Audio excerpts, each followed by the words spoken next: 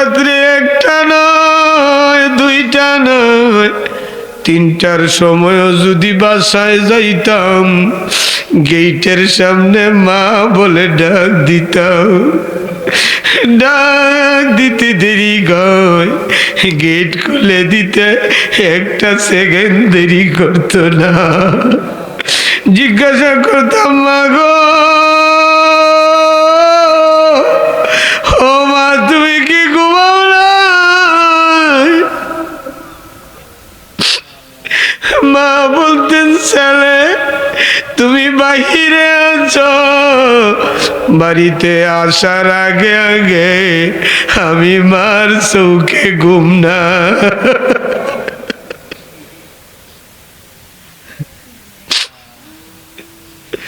আল্লাহ আল্লাহ, আমিও তো একজন এতিম, আমিও তো একজন মাগারা সন্তান। ومن يضلله فلا هادي له ونشهد أن لا إله إلا الله وحده لا شريك له ونشهد أن سيدنا وسندنا وسند حبيبنا وحبيب طبيبنا وطبيب قلوبنا ومولانا محمدا عبده ورسوله الذي أرسل إلى الناس كافة بشيرا ونذيرا وداعيا إلى الله بإذنه وسراجا منيرا أما بعد فقد قال الله تبارك وتعالى في كلامه المجيد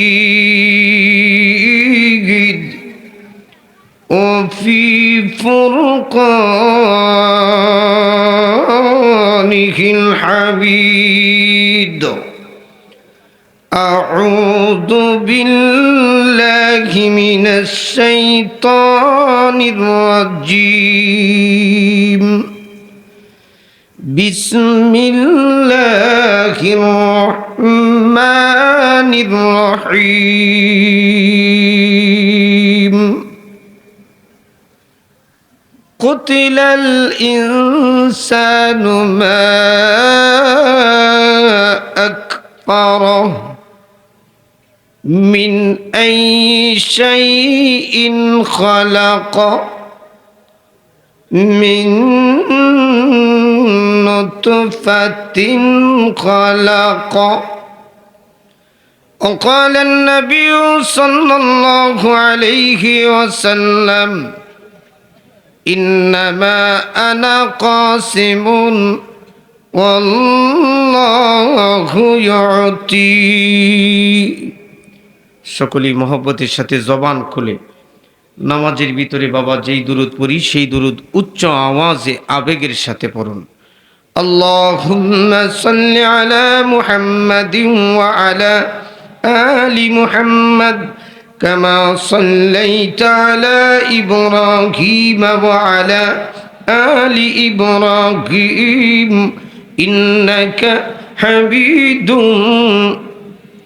اللهم بارك على محمد وعلى آل محمد كما باركت على إبراهيم وعلى آل إبراهيم إنك حميد بلغ العلا بكماله كشف الدجى بجماله حسنت جميع خصاله صلوا عليه حب محمد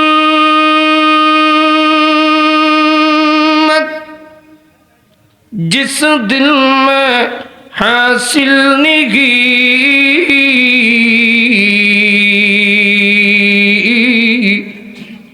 लाखों मोमिन को मगर ईमान में कामिल नहीं बलगल उला बिकमालिही कशफद दुजा बिजमालिही हसनत जमीउ खसालिही सल्लो अलैहि व आलिहि ला इलाहा इल्लल्लाह ला इलाहा इल्लल्लाह ला इलाहा জবান খুলেন লা ইলাহা ইল্লাল্লাহ লা ইলাহা ইল্লাল্লাহ লা ইলাহা জোরে লা ইলাহা ইল্লাল্লাহ লা ইলাহা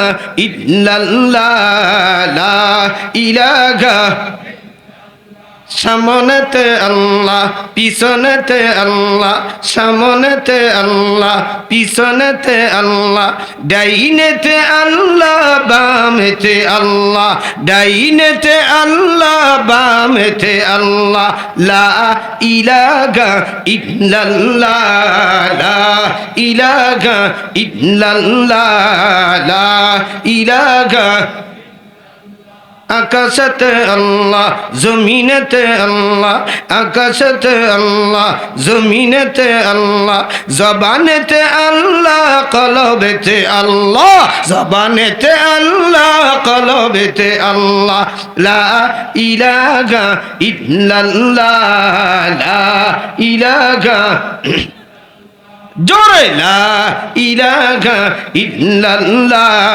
লা ইলাহা এই কালিমা পড়বে যারা কাজে লাগবে মরণ বেলা এই কালিমা পড়বে যারা কাজে লাগবে মরণ বেলা এই কালিমা রওয়াস গদিতে এই কালিমা রওয়াস গদিতে কবর হবে ও জালা লা ইলাহা জোরে লা ইলাহা ইল্লাল্লাহ লা ইলাহা ভাইজান যাদের সামনে খালি জায়গা আছে আপনাদের সকলের পায়ের নিচে আমার হাত সামনে খালি জায়গা থাকলে মিস্টার ইবলিস খুশি হয় আমরা এখানে আসছি আল্লাহরে খুশি করার জন্য জুরে কোন ঠিক কিনা আল্লাহরে খুশি করার জন্য যদি আমরা এসে থাকি একটা মিনিটের ভিতরে সামনের খালি জায়গাগুলো পূর্ণ করে সামনে আগায় আগায় বসেন 1 ইঞ্চি জায়গা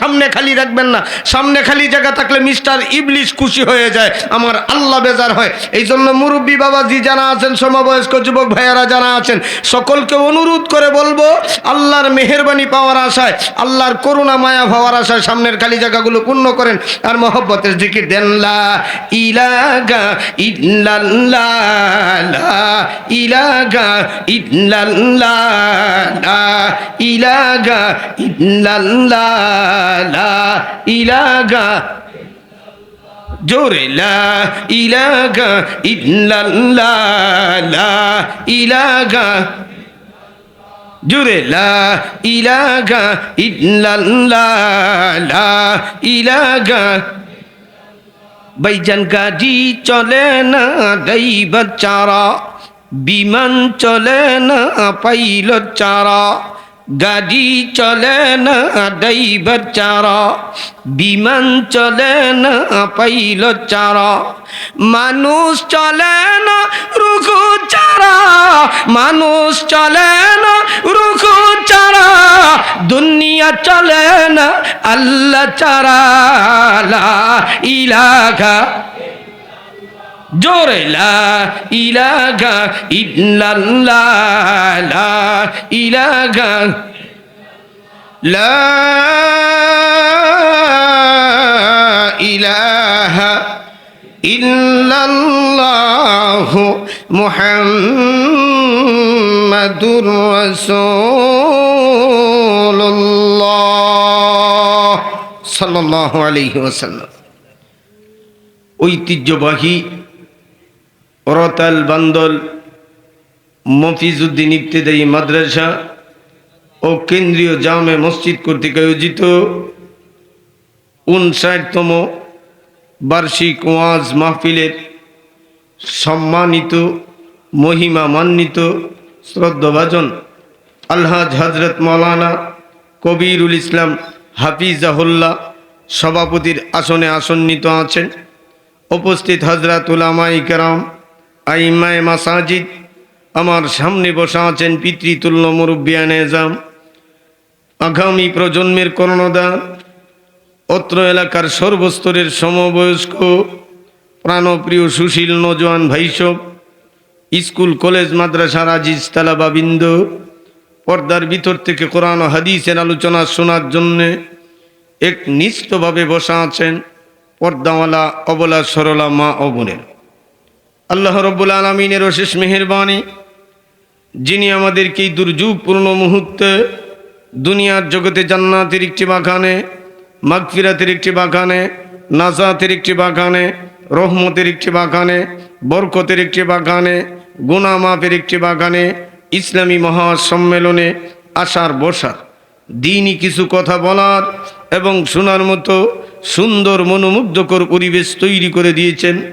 সেজন্য জিজ্ঞাসা করি, সম্মানিত সুধী, আপনারা খুশি না বেজার? যে যে পরিমাণ খুশি বাবা, সেই পরিমাণ আবেগ প্রকাশ করে মহান মুনিবের দরবারে গোলাম হিসেবে শুকুর আদায় করি। সকলেই উচ্চ কণ্ঠে আবেগের সাথে পড়ি আলহামদুলিল্লাহ। আমার ভাইয়েরা, এটা জান্নাতের বাগান। গতকালকে ছিল না, আগামীকালকে হাজারবার চেষ্টা করলেও থাকবে না। জুড়ে কোন ঠিক কিনা? এই বাগানের ভিতরে আল্লাহ আপনাকে আমাকে বসাইছেন, এটা আল্লাহর সবচেয়ে বড় একটা নিয়ামত। চিল্লায় এখন ঠিক কিনা? কারণ আমার মতো কত ভাই গিয়া দেখেন অযথা অনর্থক নিষ্প্রয়োজনে অকারণে গল্প গুঞ্জন করে দোকানপাটে সময় কাটাইতে আসে, অথচ এখানে বসার মতো সময় নাই। জুড়ে কোন ঠিক কিনা? প্রিয় গোপালগঞ্জবাসী, এখানে না বসার একমাত্র কারণ হলো মাহফিলকে কেন্দ্র করে ভাইজান আসছেন ঠিকই, কিন্তু এইখানে বসা ভাইজানের কপালে নাই। আর একটু জুড়ে কম। সমাজের ভিতরে দেখবেন টাকা পয়সার কোনো অভাব নাই, ব্যাংক ব্যালেন্সের কোনো অভাব নাই, কোটি কোটি টাকার মালিক, কিন্তু দেখা গেল একবারও আল্লাহর ঘর বাইতুল্লাহে যেতে পারে নাই। জুড়ে খন্নে ঠিক কিনা? সমাজের ভিতরে এমন মানুষও আছে, মসজিদের ইমাম সাহেব সামান্য টাকা ইমামতি করে 10-12 হাজার টাকা মানি ভাই, তেমন কোনো জায়গা জমিও নাই, কিন্তু কপাল তকদির এত দামি, আল্লাহ তার ঘর বাইতুল্লাহ কয়েকবার দেখাইছেন। জুড়ে কন্যা সুবহানাল্লাহ। এই জন্য এখানে বসতে গেলেও কপাল লাগে, কপালে না থাকলে শ্বশুর বাড়িতে আয়াও কোনো লাভ নাই। আর একটু জুড়ে খন্নে ঠিক কিনা? আমার ভাইয়েরা, আমি আপনাদের সামনে আল্লাহর পবিত্রতম কালাম, মর্যাদা সম্পন্ন কালাম কুরআনুল কারীমের 30 নম্বর পারা সূরা আবাসার মধ্যস্থল থেকে ছোট্ট 3খানা আয়াত, আল্লাহর নবীর অসংখ্য হাদিস থেকে ছোট্ট একখানা হাদিস পাঠ করেছি। আল্লাহ যদি আমাকে তৌফিক দান করেন, তাহলে সেই আয়াতগুলো এবং হাদিসকে সামঞ্জস্য রেখে সংক্ষিপ্ত আকারে কিছু কথা বলার চেষ্টা করব। ওমা তৌফিক ইল্লা বিল্লাহ। আমাকে খালিস নিয়তে কিছু কথা বলার, আমাদের সকলকে ইখলাসের নিয়তে, আমলের উদ্দেশ্যে, খুলুসিয়তের আশায় কিছু কথা শ্রবণ করার মতো তৌফিক দান করুক। সকলে জবান খুলে পড়েন আমিন। আর একটু জোরে চিৎকার মেরে জবান খুলে একসাথে পড়েন আমিন। আমার ভাইয়েরা, এই গোটা দুনিয়ার ভিতরে আল্লাহ অসংখ্য অগণিত নিয়ামত দিয়া আপনাকে আমাকে দুনিয়াতে বাঁচায় রাখছেন। জুড়ে কোন ঠিক কিনা? ডান দিকে তাকান বাবা, আল্লাহর নিয়ামতের কোনো কমতি নেই। আলোচনা শুরু করার আগে আমি আপনার আর মুসাফির, যদিও এখানে সবার চেয়ে অধম আমি, কিন্তু মুসাফির। নবীজি বলে গেছেন মুসাফিরের দোয়া ডাইরেক্ট আল্লাহর কাছে কবুল। জুরে কোন সুবহানাল্লাহ। আমি আপনাদেরকে নিয়ে দোয়া করব। আলোচনা করার আগে, শোনার আগে বাহিরের দুইটা কান আল্লাহর হস্তে বন্ধ করে দিবেন। এখানে আসছেন যার যার অবস্থান থেকে, সারাদিন কাজ কাম করে যদি ঘুমাইতেন তাহলে শরীরের সুস্থানি দূর হইতো। জুরে কোন ঠিক কিনা? এই শরীরের সুস্থানি বেঁধে রেখে আজকে এখানে আসার একমাত্র কারণ হলো রেজায়ে মৌলা, আল্লাহর সন্তুষ্টি যেন অর্জন হয়। জুরে কোন ঠিক কিনা? আমার ভাইয়ারা, যেই কথাটা বলতেছিলাম, আল্লাহর অসংখ্য অগণিত নিয়ামত দিয়া আল্লাহ আপনাকে আমাকে জীবিত রেখে দিয়েছেন। ডান দিকে তাকাই বাবা, আল্লাহর নিয়ামতের কোনো কমতি নাই। বাম দিকে তাকাই, আল্লাহর নিয়ামতের কোনো কমতি নাই। ও মুরব্বী বাবা, একবার চিন্তা করে দেখো, সামনে পিছনে আল্লাহর নিয়ামতের কোনো কমতি নাই, উপরে জমিনে আল্লাহর নিয়ামতের কোনো কমতি নাই। প্রিয় গোপালগঞ্জবাসী, কুটালীপাড়াবাসী, সবচেয়ে বড় নিয়ামত হলো আল্লাহ আপনার আমার দেহের ভিতরে দান করে দিয়েছেন। জুরে কোন ঠিক কিনা? কারণ বাংলাদেশের বিভিন্ন প্রান্তে ওয়াজে যাই, বিভিন্ন প্রান্তে কোরআনের খেদমতে যাই, দেখি বিভিন্ন রাস্তার পয়েন্টের ভিতরে 20 থেকে 25 বছরের নজওয়ান, দেখতে সুদর্শন কিন্তু চোখ দুইটা অন্ধ, লাঠির মধ্যে ভর দিয়ে ভিক্ষার কাজের ভিতরে দাঁড়ায় আছে। জোরে কোন ঠিক কিনা? প্রিয় সুধী সমাজ, বিভিন্ন রেল স্টেশনের জংশনের ভিতরে গেলে দেখা যায় কোমর পর্যন্ত পা নেই, ধুলা বালুই পেক কাদা ময়লার ভিতরে গড়াগড়ি করে ভিক্ষার কাজের ভিতরে নিয়োজিত আছে। জুড়ে কোন ঠিক কিনা? সেই মালিকই তো আমরার মালিক, সেই আল্লাহই তো আমাদের আল্লাহ। আল্লাহ আপনাকে আমাকে সুস্থ বানায় রাখছেন, ল্যাংরা বানান নাই, লুলা বানান নাই, কানা বানান নাই, আতুর বানান নাই, প্রতিবন্ধী বানান নাই, বিকলাঙ্গ বানান নাই, বুবা বানান নাই, অন্ধ বানান নাই। জুড়ে কোন ঠিক কিনা? প্রভু, তুমি যে তো নিয়ামত দিয়েছ আল্লাহ, তুমি আমাদেরকে অন্ধ বানাও নাই, বুবাও বানাও নাই, ল্যাংরাও বানাও নাই। আল্লাহ, তুমি আমাদেরকে কানাও বানাও নাই, প্রতিবন্ধী বানাও নাই। আল্লাহ, তুমি বিকলাঙ্গ বানায়া রাস্তার চতুর্থ পয়েন্টের ভিতরে ফেলে রাখো নাই।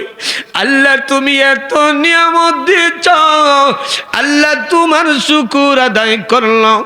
আল্লাহ বলেন, বান্দারে, এইভাবে তুমি যদি আমার শুকর আদায় করো, আমি আল্লাহ কুদরতি অন্তরের ভিতরে মায়া লাগে।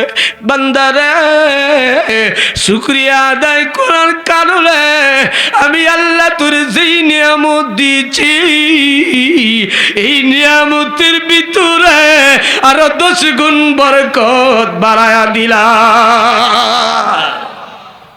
শুকর আদায় করবো কার? وَإِن تَعُدُّوا نِعْمَةَ اللَّهِ لَا تُحْصُوهَا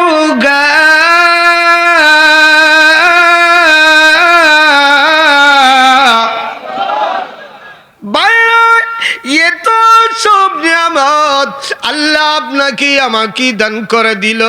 ডান দিকে তাকান বাবা, নিয়ামতের কোনো অভাব নাই। বাম দিকে তাকান, নিয়ামতের কোনো অভাব নাই। আল্লাহ এত নিয়ামত দিলেন, আল্লাহ এত নিয়ামত দিয়া দুনিয়ার ভিতরে পাঠাইছেন। রে কুটা পাড়া, রে কুটালি পাড়াবাসী, অসংখ্য গণিত নিয়ামত আল্লাহ আপনাকে আমাকে দান করে দিয়েছেন। যেদিকে তাকাবেন এই দিকে আল্লাহর নিয়ামত। পানি আল্লাহ দান করে দিয়েছেন, পানি আপনার আমার জন্য বড় নিয়ামত। কথা না বললে ওয়াজ করতাম। আপনার পিপাসা লেগে গেছে, পানি যদি না খান আপনি মুহূর্তের ভিতরে মারা যাবেন।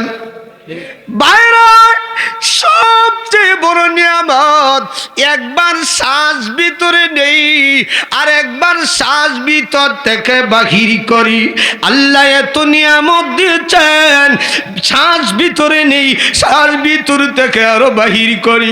বান্দারা, আমি আল্লাহ তোরে এত নিয়ামত দিলাম, তুই একটা বার চিন্তা করে দেখলে না?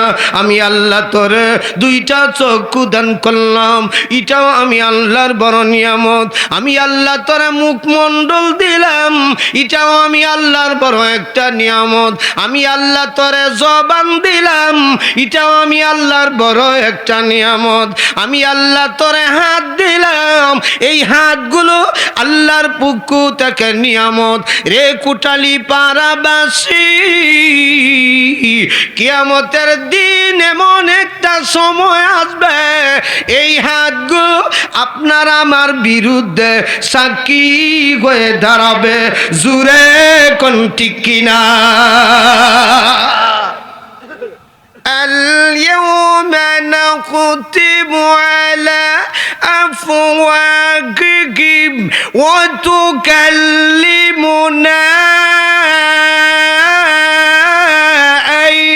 أيديهم। ইয়াদুন শব্দের অর্থ হলো হাত। আল্লাহ বলেন, এই হাত তুই দুনিয়াতে যেমনে চালাস এমনি চলে।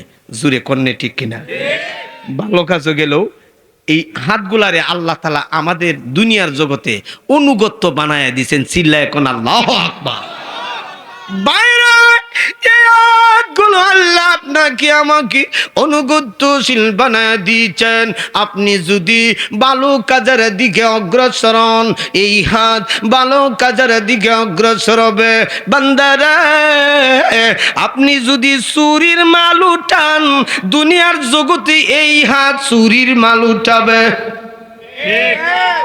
আর তো দুনিয়াত না করবো নি, দুনিয়ার জগৎ, আমার কথা বুঝেননি বাবা আপনারা?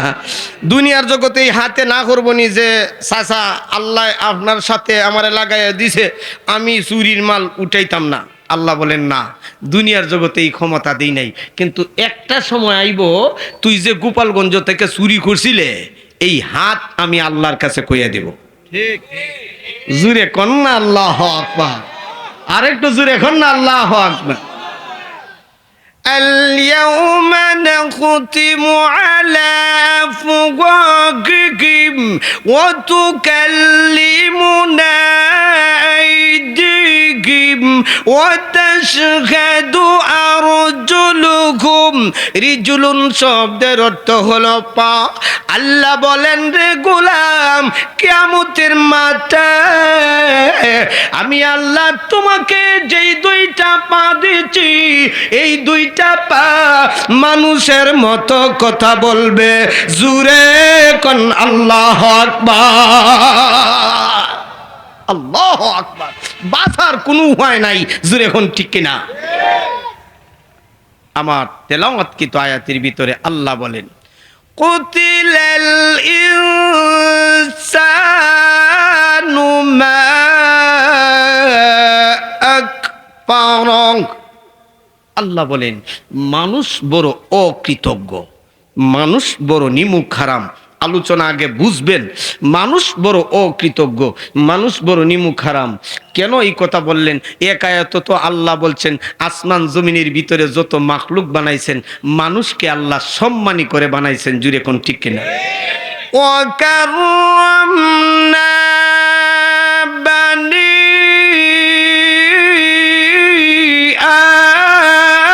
আদম।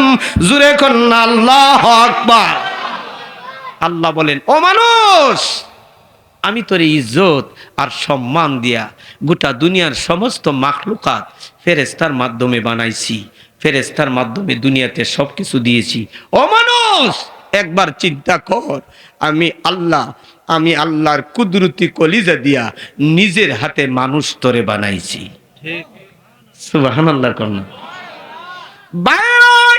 খুব ভালো করে বুঝ বুঝেন, এক আয়াতের ভিতরে আল্লাহ বলেন মানুষকে বড় সম্মানী বানায় দিল, মানুষকে বড় ইজ্জতওয়ালা বানায় দিল, মানুষের বড় সম্মান, মানুষের বড় ইজ্জত, মানুষের বড় মর্যাদা, মানুষের বড় কদর। অন্য আয়াতের ভিতরে আল্লাহ বলেন লাকাদ খালাকনাল ইনসানা ফি আহসানি তাকবীর।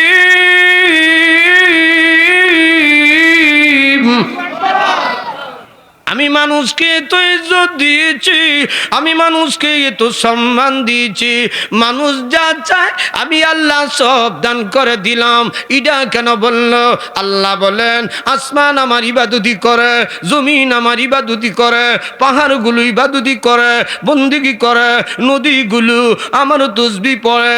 রে গোপালগঞ্জবাসী, এই দুনিয়ার ভিতরে আল্লাহ যা বানায় দিয়েছে গো, সব আল্লাহর ইবাদতি করে, সব আল্লাহর বন্দেগী করে। একটা সেকেন্ডের জন্য বন্দেগী বন্ধ নাই, একটা সেকেন্ডের জন্য ইবাদতি বন্ধ নাই। আল্লাহ বলেন তোমার বাড়ির সামনের গাছ, এই গাছ পর্যন্ত ইবাদতি করে। এটা আমার কথা নয়, তাফসীরে মাজাহারি খুলে দেখেন, আল্লামা সানাউল্লাহ পানিপতি উনার তাফসীরের কিতাবের ভিতরে লেখেন বাড়ির সামনের গাছ 24টা ঘন্টা আল্লাহর ইবাদতি করে, আল্লাহর বন্দেগী করে। রে গোপালগঞ্জবাসী, গাছের পাতা পর্যন্ত ইবাদতি করে, বন্দেগী করে। দেখা গেল অনেক গাছের পাতা জ্বরে পড়ে যায়, জমিনের ভিতরে পড়ে যায়। এটার একমাত্র কারণ হলো পাতার জবান থেকে আল্লাহর নাম বন্ধ হয়ে যায়, এই জন্যে পাতার মরণ হয়ে যায়। অনেক গাছ দেখবেন শুকনা হয়ে যায়, কঙ্কাল হয়ে যায়। রে গোপালগঞ্জবাসী, এই গাছের জবান থেকে গো আল্লাহর নাম বন্ধ হয়ে যায়, এই জন্য গাছের মরণ হয়ে যায়, ইন্তেকাল হয়ে যায়। তে দুনিয়াতে আর থাকার কোনো ক্ষমতা নেই। একটা সেকেন্ড আল্লাহর নাম বন্ধ হয়ে গেলে দুনিয়ার ভিতরে থাকার কোনো ক্ষমতা নাই। নদী দেখবেন, অনেক নদী ছিল 20 থেকে 25 ফুট পানি, কিন্তু এখন দেখা গেল এই নদী সরা পড়ে গেছে, নদী শুকায়া কঙ্কাল হয়ে যায়। এটার একমাত্র কারণ হলো নদীর ভিতর থেকে আল্লাহর নাম বন্ধ হয়ে যায়, এই জন্যে নদীর মরণ হয়ে যায়। অনেক নদীর ভিতরে দেখবেন মাছ মরা হয়ে জমিনের ভিতরে বেঁচে উঠে। এটার একমাত্র কারণ হলো মাছের মরণ হওয়ার কারণ হলো মাছের জবান থেকে আল্লাহর নাম বন্ধ হয়ে যায়। আল্লাহ বলেন ও মানুষ, একটা সেকেন্ড আমি আল্লাহর নাম ভুলে গেলে আমি আল্লাহ তার মরণ দিই। কিন্তু মানুষের ভিতরে এমনও আছে 40 বছর নামাজ পড়ে নাই, আছে কিনা নাই? আল্লাহ বলেন ও মানুষ, এরপরেও আমি আল্লাহ তোরে মারি নাই, আমি আল্লাহ অপেক্ষা করি আমার বান্দা কখন ডাক দিবে। আমার বান্দা যদি ডাক দেয় আমি আল্লাহর কুদরতি দিলের ভিতরে ভালো লাগে। জুরে কোন আল্লাহু আকবার। আল্লাহ যদি একবার বান্দা যদি একবার ডাক দেয়, আল্লাহ বলেন আমি আল্লাহ বান্দার ডাকের অপেক্ষা করি, আমি আল্লাহ তার জবাব দান করি। এ কোঠালি পাড়াবাসী, এমনও মানুষ আছে সমাজের ভিতরে তার জীবনটা অন্ধকারের মধ্যে গুনার কাজের ভিতরে নিমজ্জিত আছে। আল্লাহ বলেন সে যখন বুঝার পরে ঠান্ডা পানি দিয়ে উজু করে, উজু করার পরে আমি আল্লাহর গরির ভিতরে গেল, গরির ভিতরে দাঁড়ায় গেল, আমি আল্লাহকে হাজির নাজির মনে করে আমার জীবন তার জীবনের গুনাহগুলো আমার কাছে মাপ চাইল, আমার কাছে বলল নফসের দোকানের ভিতরে পড়ে আল্লাহ আমি গুনার কাজের ভিতরে লিপ্ত হয়েছি। বাইরে এইভাবে কোন মানুষ যদি একবার ডাক দেয় গো, আল্লাহ বলেন আমি মহান আল্লাহ আমার বান্দার ডাকের ভিতরে জবাব দান করি। এরপরও আল্লাহ কেন বললেন এই জায়গার ভিতরে মানুষ বড় অকৃতজ্ঞ, মানুষ বড় নিমুখ হারাম? অবশ্যই এটার কারণ আছে, জোরে কোন ঠিক কিনা? আল্লাহ বলেন কুতিলাল ইনসানু মা আকফারা। আল্লাহ ডাক দিয়া বলেন, মানুষ বড় কৃতজ্ঞ, মানুষ বড় নিমুখারাম। আল্লাহ বলেন, আমি মানুষের প্রতি ক্ষুব্ধ হয়ে গেলাম, মানুষের প্রতি রাগান্বিত হয়ে গেলাম, মানুষের প্রতি গুসা হয়ে গেলাম। এই কথাগুলো কেন বললেন? কানজুন নকুল ফি শানে নুজুল নামক একটা রিসালা আছে, এই রিসালার ভিতরে আছে। এই কথাগুলো কেন বললেন? আল্লাহর নবী, বিশ্ব নবী, তামাম দুনিয়ার নবী, গোটা দুনিয়ার জন্য আমাদের নবীকে নবী বানায় পাঠাইছেন। জুরে কোন ঠিক কিনা? কোন নবীকে আল্লাহ একটা গোষ্ঠীর জন্য নবী বানাইছেন, কোন নবীকে আল্লাহ একটা সম্প্রদায়ের জন্য নবী বানাইছেন, কোন নবীকে আল্লাহ একটা এরিয়ার জন্য নবী বানাইছেন, কোন নবীকে আল্লাহ একটা দেশের জন্য নবী বানাইছেন। কিন্তু আপনার আমার নবী সরকার দু আলম হুজুরে পনুর সাল্লাল্লাহু আলাইহি ওয়াসাল্লামকে তামাম দুনিয়ার জন্য নবী বানাইছেন। জুরে কোন আল্লাহু আকবার। বাইরাক নবীজি তামাম দুনিয়ার জন্য নবীজিকে নবী বানায় পাঠাইলেন। আল্লাহর নবী, বিশ্ব নবী এই কথাগুলোর জবাব সুন্দর করে দিতে আসেন। নবী আমার আবু লাহাব নিয়ে গেল, আল্লাহ এত নিয়ামত দিলেন, আপনাকে আমাকে যেমন নিয়ামত দিয়েছিল, আবু লাহাবকেও আল্লাহ অসংখ্য অগণিত নিয়ামত দিয়েছিল। জুরে কোন ঠিক কিনা? মানুষের প্রতি আল্লাহ ক্ষুব্ধ কেন? কেন গুসা মানুষের প্রতি? আবু লাহাবকে আল্লাহ আপনাকে আমাকে যেমন নিয়ামত দিয়েছে, এমন আবু লাহাবকে আল্লাহ নিয়ামত দিয়েছিল। সব নিয়ামতের মালিক কে? জবান খুলে চিল্লায় এখন কে? আবু লাহাবকে অসংখ্য অগণিত নিয়ামত দিয়েছিল, তবে সব নিয়ামতগুলো তফসিরের কিতাবে উল্লেখ করে নাই। তিনটা নিয়ামত তফসিরের কিতাবে উল্লেখ করে দিয়েছেন। সেই তিনটা নিয়ামতের ভিতরে একটা নিয়ামত হলো আবু লাহাবকে আল্লাহ সুন্দর বানায় দিয়েছিল। সুবহানাল্লাহ বলবেন না? আর একটু জোরে কোন না সুবহানাল্লাহ। আমরা সমাজের ভিতরে এমন মানুষও আছে, আয়না যা চেহারা দেখি, চেহারা দিকে বলি এত সুন্দর চেহারা, কে আমাকে আই লাভ ইউ বলবে না? আছে কিনা নাই? কিন্তু এই কথা বলি না, আল্লাহুম্মা হাসানতা খালকি ফাহাসিন। প্রভু চেহারা তুমি যেমন সুন্দর বানায়া দিয়েছ, আল্লাহ তুমি আমার চরিত্রটাকেও সুন্দর বানাও। আল্লাহ বলেন, এইভাবে যদি আমি আল্লাহর কাছে দরখাস্ত করে আমি আল্লাহ তার চরিত্র সুন্দর বানায় দেই। আবু লাহাবকে আল্লাহ সুন্দর বানায় দিয়েছিল। সুন্দর বানানি বেসুন্দর বানানি এই ক্ষমতা কার হাতে? আর একটু জোরে কম। আপনি যদি আয়নায় দেখেন আপনার চেহারা কালা, এমনিতেই পদ্মা সেতুর ফারে গিয়া সকাল থেকে সন্ধ্যা পর্যন্ত কুসকুস সাবান নিয়ে যদি খালি ঘষেন, আর যদি মনে মনে কইন যে অমুক বাড়ির ছোট ভাই অত সুন্দর হইল, আমি সুন্দর হইলাম না, কেনে সকাল থেকে সন্ধ্যা পর্যন্ত যদি ঘষেন আপনি সুন্দর হইবেন নি? তাহলে সুন্দর বানানি বেসুন্দর বানানি এই ক্ষমতা কার হাতে? আবু লাহাবকে আল্লাহ সুন্দর বানায় দিয়েছিল। আল্লাহকে মানবে দূরের কথা, বরং আল্লাহকে অস্বীকার করেছে। জুরে কোন ঠিক কিনা? 2 নম্বর, আবু লাহাবকে আল্লাহ ধনী বানায় দিয়েছিল। ধনী বানানি গরিব বানানি এই ক্ষমতাটা আল্লাহর হাতে। আল্লাহ ইচ্ছা করলে একজন মানুষকে ধনী বানায় দেন, একজন মানুষকে গরিব বানায় দেন। রে দুনিয়াবাসী, এমনও আমার বয়সের ভিতরে দেখলাম, ছোট কালে দেখলাম কোটি কোটি টাকার মালিক ছিল, কিন্তু এখন দেখি তার পরিবারের মানুষ ভিক্ষা করে। আর একটু জোরে কম। বাড়ির উপরে দিয়ে ছোট খালে হাঁটতে যাইতাছি না, যদি জুতায় টক টক করিয়া আওয়াজ করতো তাইলে হয়তো এটা খেটা রে আমার বাড়ির উপরে দিয়ে হাঁটতে যায়। তকব্বুর মাখলুকাতের মানায় না। জুরে কোন ঠিক কিনা? তকব্বুর মানায় কার? আর একটু জুরে কম। প্রভু আবু লাহাব লাহাবকে আল্লাহ ধনী বানায়া দিয়েছিল। এক নম্বর নিয়ামত হলো, খুব ভালো করে বুঝেন, আবু লাহাবকে আল্লাহ সুন্দর বানায়া দিয়েছিল। দুই নম্বর নিয়ামত হলো আবু লাহাবকে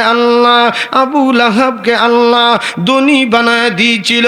তিন নম্বর নিয়ামত হলো আবু লাহাবকে আল্লাহ জ্ঞানী বানায়া দিয়েছিল।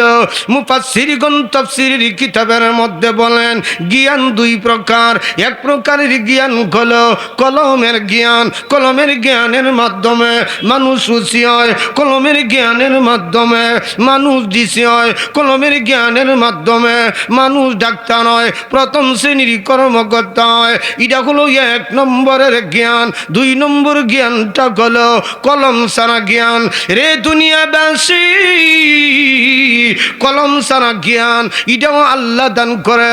আমাদের সমাজের ভিতরে দেখবেন কলম দিয়া নাম লিখতে পারে না, লেখলে 10 মিনিট সময় লাগে, কিন্তু দেখা গেল বিচারের ভিতরে গেলে এমন পেজ ধরে বিএ পাস বেটা ফেল। আর একটু জোরে কম আছে না এমন মানুষ সমাজের ভিতরে? বেটা কিন্তু কলম দিয়ে নাম লিখতে পারে না, সুরট খায় আর ট্যাঙ্গের উপরে ট্যাঙ্ক তুলা দিয়ে বেটা বইয়া রয়েছে, কিন্তু বিচারের ভিতরে MA ফার্স্ট বেটাও গেছে, মিট্রিক ফার্স্ট বেটাও গেছে, IA ফার্স্ট বেটাও গেছে, ওনারা বিচার করতেছে। আর হি বেটা কইলাম কোনো কিছু চিনে না, ফেস দুইটা বইয়া রয়েছে, এমন ফেস ধরছে বিএ ফার্স্ট বেটা আর উচ্চা ময়াল দিতে পারে না। জোরে কোন ঠিক কিনা? বাইরে এক নম্বর গুণ হলো আল্লাহ সুন্দর বানায়া দিয়েছিল। দুই নম্বর গুণ হলো আল্লাহ ধনী বানায়া দিয়েছিল, সুন্দর বানায়া দিয়েছিল, আল্লাহর শুকর আদায় করে নাই। দুই নম্বর হলো ধনী বানায়া দিয়েছিল, এরপরও শুকর আদায় করে নাই। তিন নম্বর হলো জ্ঞানী বানায়া দিয়েছিল, এরপরও শুকর আদায় করে নাই। আল্লাহর নবী, বিশ্ব নবী, তামাম দুনিয়ার নবী, কুল কায়নাতের নবী আবু লাহাবের দুইজন ছেলে ছিল। একজনের নাম হলো উতবা, আরেকজনের নাম হলো উতাইবা। নবীজি দিনের দাওয়াত নিয়ে গেল। দাওয়াত নিয়ে যাওয়ার পরে উতবার কাছে গিয়ে বলে, উতাইবার কাছে গিয়ে বলে, উতাইবা রে, তোর কাছে দিনের দাওয়াত নিয়ে আসলাম, ধর্মের বাণী নিয়ে আসলাম, কোরআনের বাণী নিয়ে আসলাম, ইসলাম তুমি গ্রহণ করো, দাওয়াত তুমি গ্রহণ করো, আল্লাহকে তুমি বিশ্বাস করো, ঈমান আনো। বাইরা আমার মুহূর্তের ভিতরে উতাইবা দুইটা চোখ বড় বড় বানায় দিল, আঙ্গুলের টুকার মতো বানায় দিল, লাল বানায় দিল, আগুনের মতো বানায় দিল। উতাইবা ডাক দিয়ে বলেন, মুহাম্মদ রে, তোমার না কতদিন নিষেধ দিলাম আমাদের কাছে আসবে না, দ্বীনের দাওয়াত নিয়ে আসবে না, ধর্মের দাওয়াত নিয়ে আসবে না। রে মুহাম্মদ, তুমি শুনে রাখো, তোমার আল্লাহকে অস্বীকার করলাম, তোমার আল্লাহ মানি না, আল্লাহ টাল্লাহ বলে গালি দিলাম, নাউজুবিল্লাহ। দুই নম্বর হলো তোমার ধর্ম মানি না, ইসলাম মানি না, তোমার বিধান মানি না। রে মুহাম্মদ, তুমি যেই ধর্ম নিয়ে এসেছ এই ধর্মের বিধান আমি মানি না, এই ধর্ম মানতে পারি না। বাইরে নবীজি চেহারা মুবারক ফিক্সা গেল, নবীজির চেহারা মুবারক ঘুরে নিল, নবীজির চেহারা মুবারক রুগ্ন হয়ে গেল, একদম দুর্বল হয়ে গেল, চেহারাটা পুরাইয়া দিল। এমনিতেই উতাইবা নবীজির চেহারা মুবারকের ভিতরে পিছনের জামার মধ্যে এইভাবে ধরলো, ধরার পরে জামাটা ছিঁড়ে টান দিয়ে ফেলে দিল। নবীজির চেহারা মুবারকের ভিতরে উতাইবার আঙ্গুলের দাগ লেগে রক্ত বাগিরি হয়ে গেল। নবী আমার আসমানের দিকে তাকায়া বলেন, আল্লাহ এই ধর্ম প্রচার করতে কোন মানুষ যদি আমার গালি দেয়, আমার কলিজার ভিতরে দুঃখ লাগে না, আমার কলিজার ভিতরে আঘাত লাগে না। কেউ যদি আমার শরীর থেকে রক্ত বাহির করে, আমার কলিজার ভিতরে দুঃখ লাগে না। প্রভু গো, আমার সামনে দাঁড়ায়া আল্লাহ তুমি এত নিয়ামত দিয়েছ, আল্লাহ তুমি এর তারা এত নিয়ামত দিয়েছ, এই নিয়ামত গুলো দেওয়ার পরে আমার সামনে দাঁড়ায়া তুমি আল্লাহকে অস্বীকার করবে, এটা সম্ভব হতে পারে না। আমি চেয়ে দেখেছি আমার সামনে দাঁড়ায়া তুমি আল্লাহকে অস্বীকার করলো, তোমার ধর্মকে গালি দিল, তুমি আল্লাহকে গালি দিল, আমি নবীজির চেহারা মুবারকের গায়ে আঘাত আনলো, আমার জামা টান দিয়ে ছিঁড়ে ফেলে দিয়েছে, আমার কলিজার ভিতরে আঘাত লেগে গিয়েছে। আসমানের মালিক বাধ্য হয়েছি, আল্লাহ তুমি আমাকে দুনিয়ার জগতে রহমাতাল লিল আলামিন আমাকে বানায়া পাঠিয়ে দিয়েছ, এটা আমি জানি। ওয়া أرسلناك إلا رحمة للعالمين।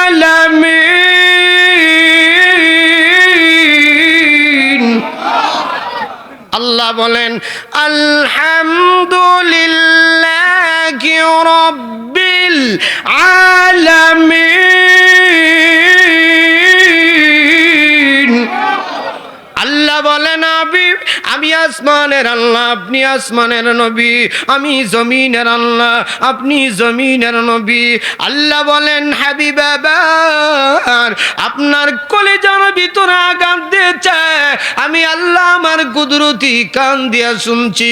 আল্লাহ বলেন প্রভু আমি জীবনেও কোনোদিন কোনো মানুষের জন্য বদদুয়া করি নাই, আল্লাহ আজকে বাধ্য করলাম আবুল আহাবের ছেলেকে ধ্বংস করে দাও, বদদুয়ার দরখাস্ত করলাম। তাফসীরের কিতাবের ভিতরে লেখা নবী আমার কুকুরের কথা উল্লেখ করে বলেন প্রভু গো, কুকুরের মাধ্যমে আবুল আহাবের ছেলেকে তুমি ধ্বংস করে দাও। জুরে জবান খুলে কোন আল্লাহু আকবার। আল্লাহ ডাক দিয়ে বলেন হাবিব আমার আপনার চিন্তার কোনো কারণ নাই, আপনার চেহারা মুবারক ফিসকে গেল, চেহারা মুবারক দেখে পানি বাকির হয়ে গেল, আমি আল্লাহ দেখছি। আপনার শরীর মুবারক দেখে রক্ত বাকির হয়ে গেল, এটাও আমি দেখছি। আপনার জামা মুবারক টান দিয়ে ছিঁড়ে ফেলে দিল, এটাও আমি দেখছি। আমি আল্লাহকে অস্বীকার করেছে, এটাও আমি আল্লাহ দেখছি। হাবিব আবার আপনি কুকুরের কথা উল্লেখ করে দিয়েছেন, আমি আল্লাহ কুকুরের মাধ্যমেই বিদায় করব। জুরে কোন আল্লাহু আকবার। কুকুর কার হুকুমে চলে? আর একটু জুরে কর। আল্লাহ ডাক দিলেন এই কুকুর এদিকে আসো। তাফসীরে মাজহারির মধ্যে আল্লামা সানাউল্লাহ পানিপতি উনি উল্লেখ করেন এই কুকুর এদিকে আসো। কুকুর হাজির হলো। আল্লাহ আমারে কেন ডাকছেন? আমি তোমার জঘন্য একটা প্রাণী, চতুষ্পদ জন্তু, আমারে ডাকছেন কেন? এখন প্রশ্ন করতে পারেন যে নোমানি ভাই কুকুর চতুষ্পদ জন্তু মানুষের মতো কথা কেমনে বলে? আমার আল্লাহ যদি হুকুম দেয় মানুষের মতো কথা বলতে পারে, জুরি কোন ঠিক না নাকি? এতে কোনো সন্দেহ আছে? ইয়াকুব আলাইহিস সালামের কাছে গিয়ে তার ভাইয়েরা বলতেছেন যে আব্বা সুডু ভাই ইউসুফ রে রাখি আমরা খেলাত গেছিলাম গিয়া, আইয়া দেখি বাঘে খাইলিছে। ইয়াকুব আলাইহিস সালাম কয় আমার বিশ্বাস হয় না। নাহনু উসবার ব্যাখ্যার মধ্যে লেখছে এরা বড় পলুয়ান ছিল, শক্তিশালী ছিল। 10 ভাই মিললে জঙ্গল থেকে একটা বাঘ ধরে আনিলিছে। আন্না কয় আব্বাজি এই বাঘে খাইছে। ইয়াকুব আলাইহিস সালাম বাঘের মাথায় হাত দিয়ে কোন হে জঙ্গলের বাঘ, আমার মাসুম নিষ্পাপ শিশু নবী ইউসুফ কি দুষ করছিল তুই যে তারে খাইলে?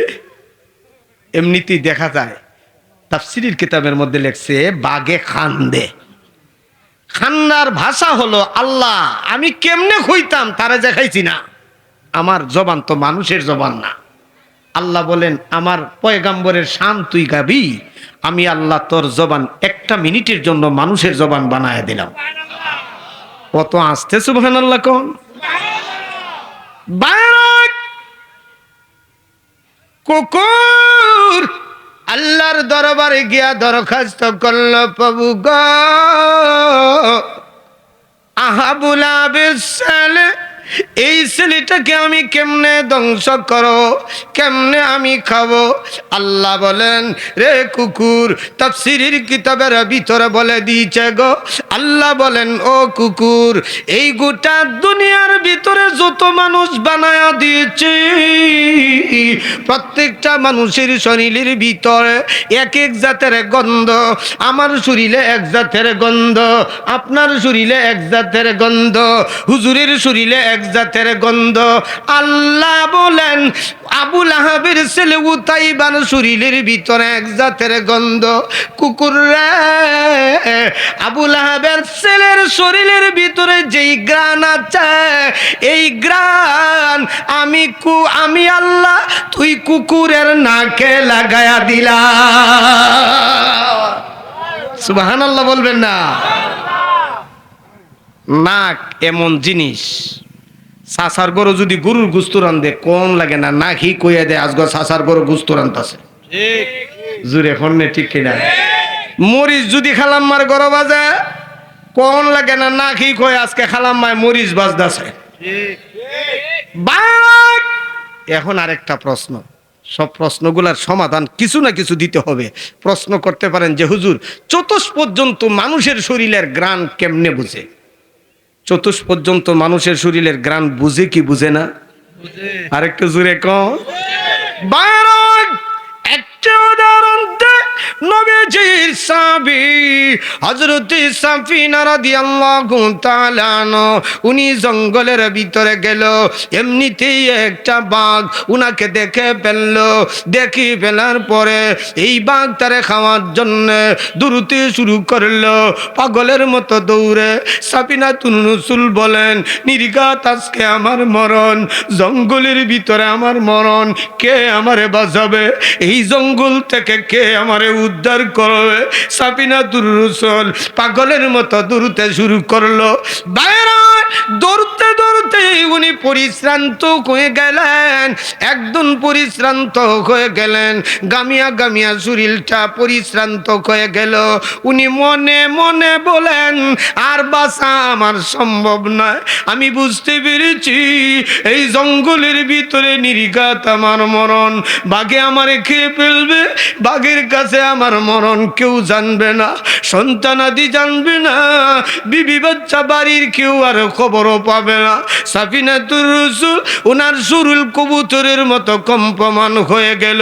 বাঘ তার কাছে চলে আসলো, বাঘ তারে বক্ষণ করবে, বাঘ তারে খাবে। সাফিনাতুর রাসূল ভয় পেয়ে চোখ দুইটা বন্ধ করে দিল, হাত দুইটা সোজা করে আল্লাহর দরবারে এমনিতেই বলেন, লা ইলাহা ইল্লা আনতা সুবহানাকা ইন্নী কুনতু মিনাজ জালিমিন। সাফিনাতুর রাসূল উনি জঙ্গলের ভিতরে দাঁড়ায় দোয়া পড়েন। বাঘ তার কাছে আসলো, সাফিনাতুর রাসূলকে বক্ষণ করে। বাঘ আসার পরে নাক দিয়া টান দিয়েছে, টান দিয়ে দেখে বাঘের নাকের ভিতরে গ্রাণ লেগে গিয়েছে। বাঘ তারা খায় না, এইভাবে লেজ নাড়ায়, মাথা গুটি বানায় নিচে দেয়। অনেক সময় চলে গেল। সাফিনাতুর রাসূল বলেন, বুঝলাম না, আমারে আসলো বক্ষণ করবে, আমারে আসলো আমারে খাবে, কিন্তু দেখা গেল আমার সামনে আসার পরে আমারে খায় না, এটার কারণটা কি? সাফিনাতুর রাসূল উনি মিট মিট করে চায়, আস্তে আস্তে যায়, উনি মিট মিট করে তাকায়া দেখে সাফিনাতুর রাসূলের সামনে বাঘ মাথা নিচু করে দাঁড়ায় আছে। সুবহানাল্লাহ বললেন না? সাফিনাতুর রাসূল বাঘের মাথা দিয়া বলেন, ও জঙ্গলের বাঘ, তুমি না আসলে আমাকে বক্ষণ করবে, আমারে খাইবে, আমারে তুই কেন খাস না, আমারে তুই কেন বক্ষণ করস না? বাঘ ডাক দিয়া বলেন, রে নবীর সাহাবী, আমি এসেছিলাম তোমারে বক্ষণ করব, খাবো ঠিকই। আমি আমার নাক দিয়া টান দিলাম, টান দিয়া দেখি গো তোমার শরীর দেখি বিশ্ব নবীজির শরীরের গ্রাণ আমি বাঘের নাকের ভিতরে লেগে গিয়েছে, আমি বাঘের নাকের ভিতরে নবীজির গ্রাণ লেগে গিয়েছে। যেই নবীর জন্যে আল্লাহ আমাকে বানালেন, যেই নবীর জন্যে আল্লাহ দুনিয়া পয়দা করলেন, এই নবীর শরীরের গ্রাণ তুই নবীর সাহাবীর গায়ের ভিতরে লেগে গিয়েছে। নবীর সাহাবী রে, আমি এসেছিলাম বক্ষণ করব, কিন্তু আমার মহান তোকে বক্ষণ করা চিরদিনের জন্য হারাম বানায়া দিয়েছে। তাহলে বোঝা গেল চতুষ্পদ জন্তু মানুষের শরীরের গ্রাণ বুঝে। জুড়ে কোন ঠিক কিনা? মালিক বলেন কুকুর আবু লাহাবের ছেলের শরীরের গ্রাণ তোর নাকের ভিতরে লাগায়া দিলাম। আল্লাহ বলেন আবু লাহাবের ছেলের নাকের গ্রাণ আবু লাহাবের ছেলের শরীরের গ্রাণ লাগায়া দিলে কুকুর এইবার জমিদারের মতো যায়। আল্লাহর নবীকে গালি দিয়েছিল, আল্লাহর নবীকে প্রতারণা করেছিল। আবু লাহাবের ছেলে উতবা নবীজিকে গালি দিয়ে চলে গেল সিরিয়ায়।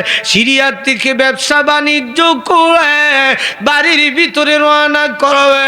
যেই জায়গায় নবীজিকে গালি দিয়েছিল রে গোপালগঞ্জবাসী, এই জায়গায় ব্যবসা করে আসার পরে গো আল্লাহ সূর্যকে বিদায় করে অন্ধকার বানায় দিয়েছে।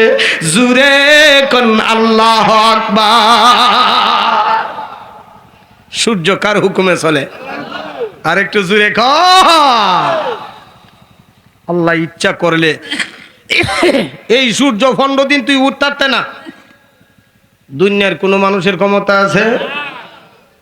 আওয়ামী লীগের ক্ষমতা আছে? আর একটু জুড়ে খন। বিএনপির ক্ষমতা আছে? বাংলাদেশের প্রেসিডেন্টের ক্ষমতা আছে? প্রশ্ন করতে পারেন যে নোমানি ভাই, সূর্য তো তার নিয়ম গতি অনুসারে চলে, মাগরিবের সময় বিদায় হয়, ফজরের সময় উঠে, আল্লাহ কেমনে বিদায় করলো?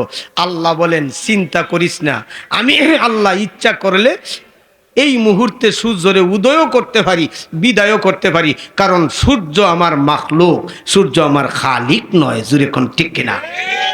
বাইরে নবীজি এই প্রশ্নের সমাধান নেন, এই প্রশ্নের জবাব নেন, যুক্তি নেন।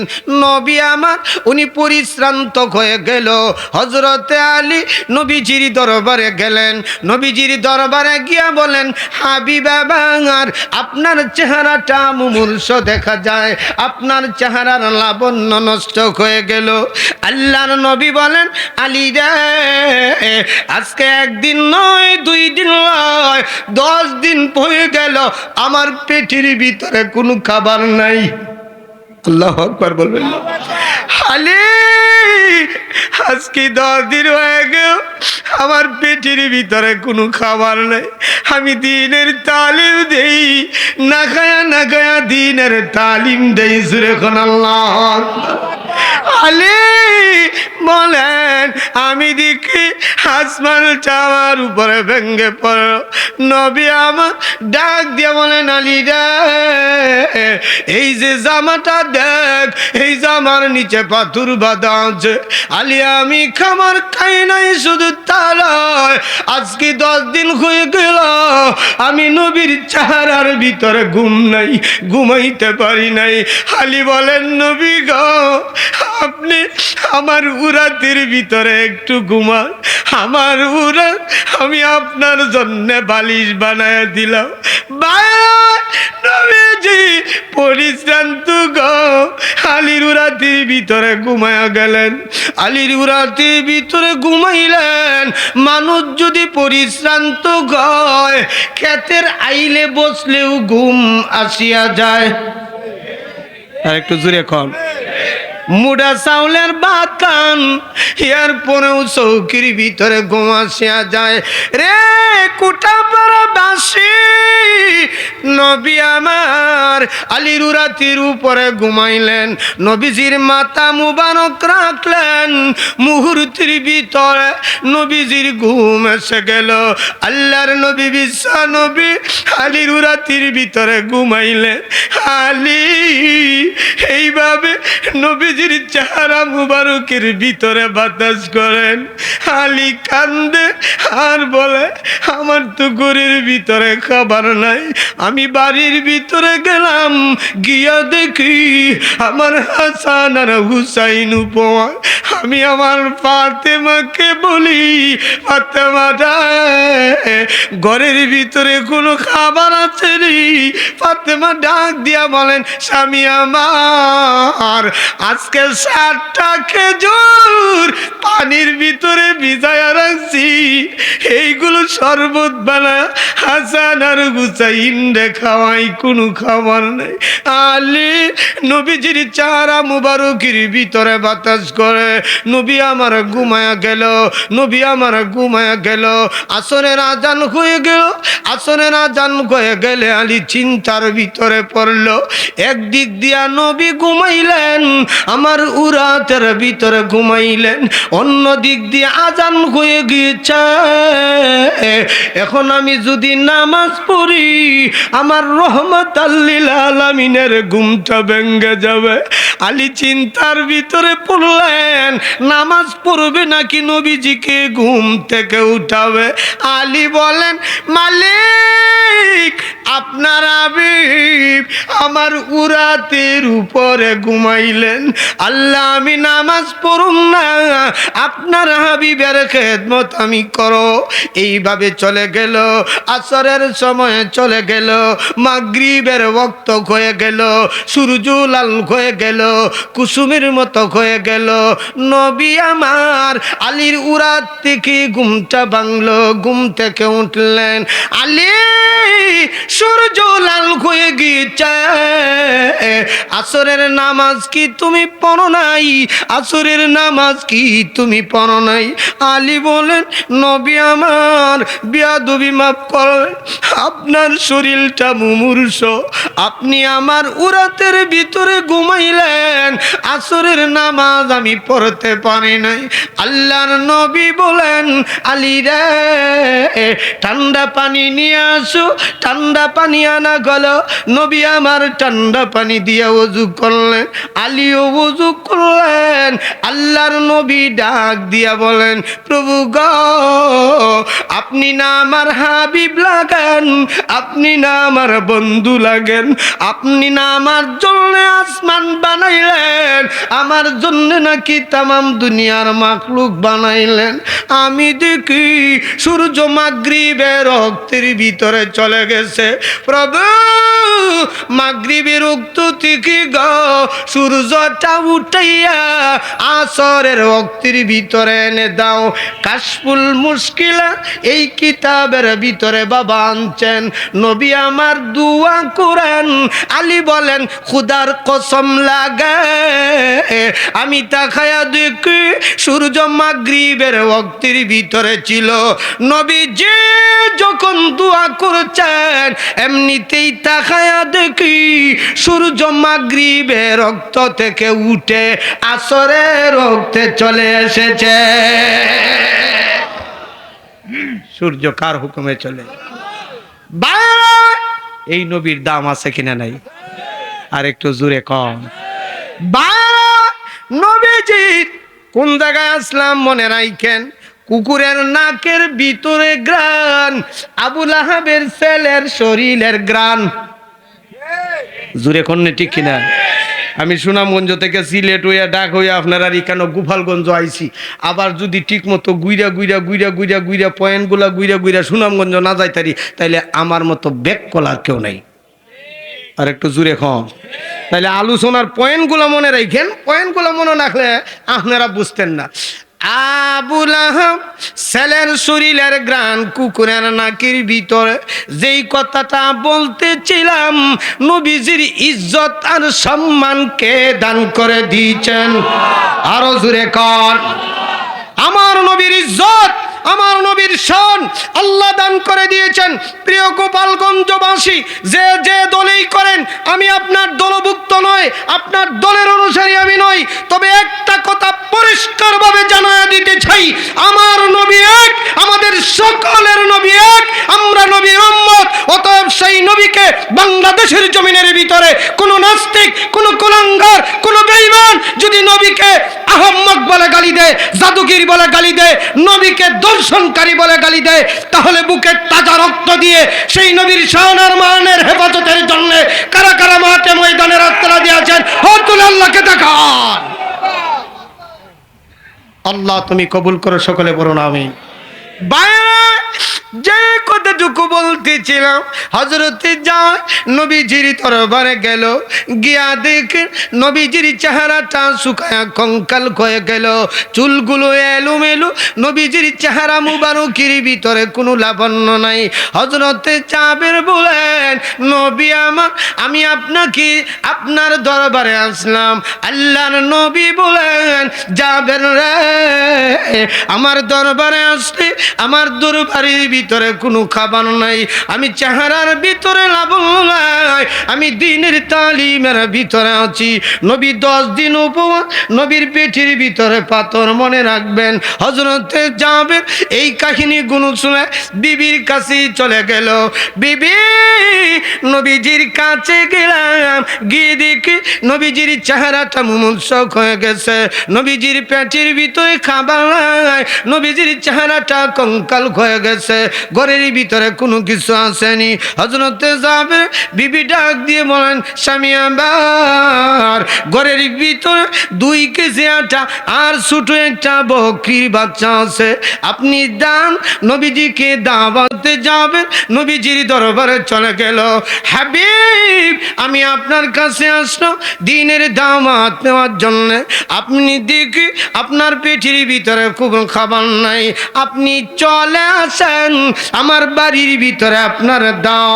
আল্লাহর নবী বলেন, চাবে আমার এই জামাতের ভিতরে 3000 সাহাবা আছে, এই সাহাবার জামাত নিয়ে তুমি জাবেরের বাড়ির ভিতরে দাওয়াতে যাব। জুরে কোন আল্লাহু আকবার। বাইরা চিন্তিত মন নিয়ে হযরতে জাবের বাড়ির ভিতরে গেল, গুস্ত বানাইলো, রুটি বানালো। ঘটনা বলা আমার উদ্দেশ্য নয়, নবীজির এত বরকত, নবীজির এত ইজ্জত, এত সম্মান। আল্লাহর নবী দাওয়াত গ্রহণ করলেন। জাবের ডাক দিয়া বলেন, বিবি, নবীজিকে দাওয়াত করে আসলাম, 2-3 জন নিয়ে আসবেন, কিন্তু আমি দেখি 3000 সাহাবা নিয়ে বাড়ির ভিতরে আসেন। জুরে কন্যা আল্লাহু আকবার।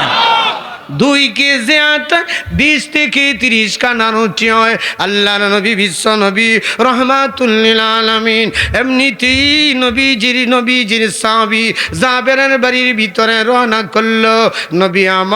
নবী আমার জাবেরের বাড়ির ভিতরে রওনা করলো। জাবের রুটি বানালো, গুস্তু বানালো, তৈরি করে রাখলো। জাবের চিন্তিত হয়ে গেল, এত বড় জামাত, 3000 সাহাবা, একটা করে রুটি দিল 20 থেকে 30 জন কবে, এর থেকে বেশি দেওয়া সম্ভব নয়। কিন্তু দেখা গেল এত বড় জামাত, আবার নবীজির উল্টা কোনো কথা বলতে পারে না। নবীজি জামাত নিয়ে আসলো, যাবেন রে, আমাদের জন্য কি রান্না করলে আমাদের সামনে নিয়ে আসো। জাবের রুটির পাত্র নিয়ে আসলো, গুস্তির পাত্র নিয়ে আসলো। বাইরে মরচের ভিতরে নবী আমার কি যেন পরে এই পাত্রের ভিতরে ফু দিলেন। ফু দেওয়ার পরে যাবে, 2টা করে রুটি দাও, একটা করে গুস্তির টুকরা দাও।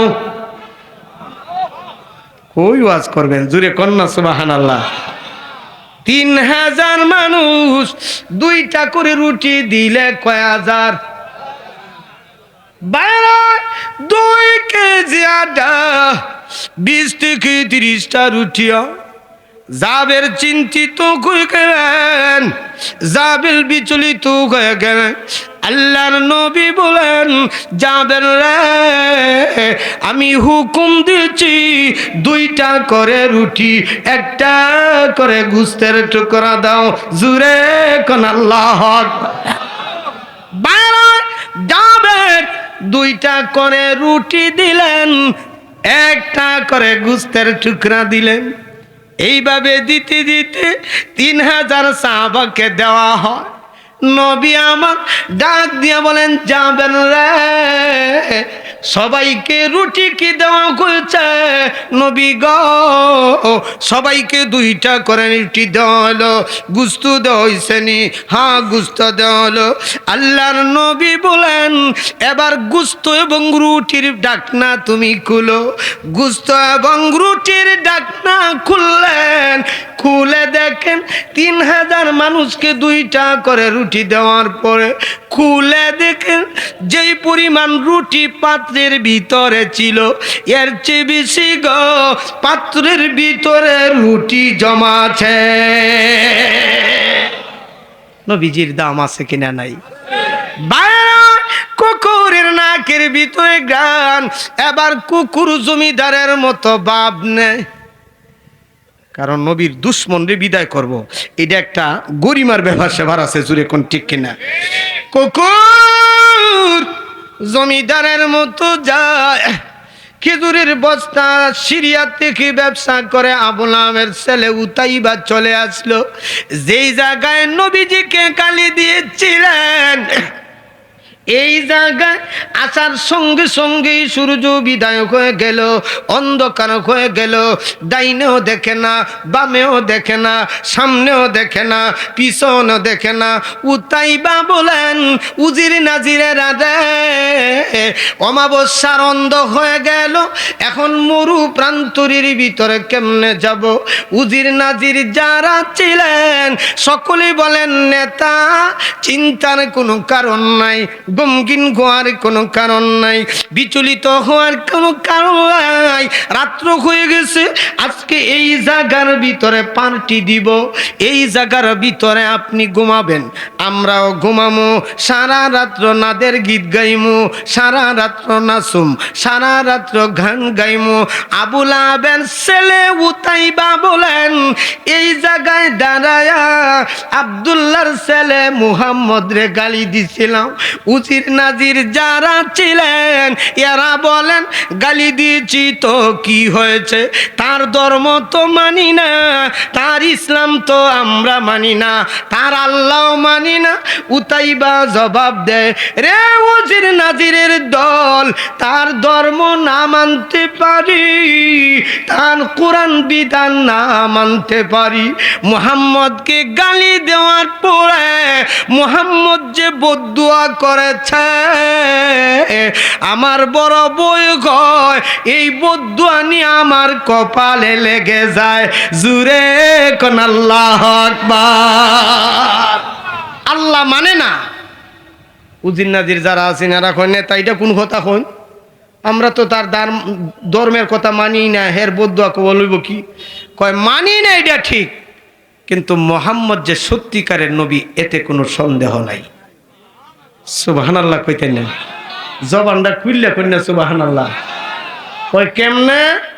কয় আসমান যেমন সত্য, চন্দ্র যেমন সত্য, সূর্য যেমন সত্য, মুহাম্মদ এইরকম সত্যিকারের নবী, এতে কোনো সন্দেহ নাই। জুরে কোন আল্লাহ আকবার।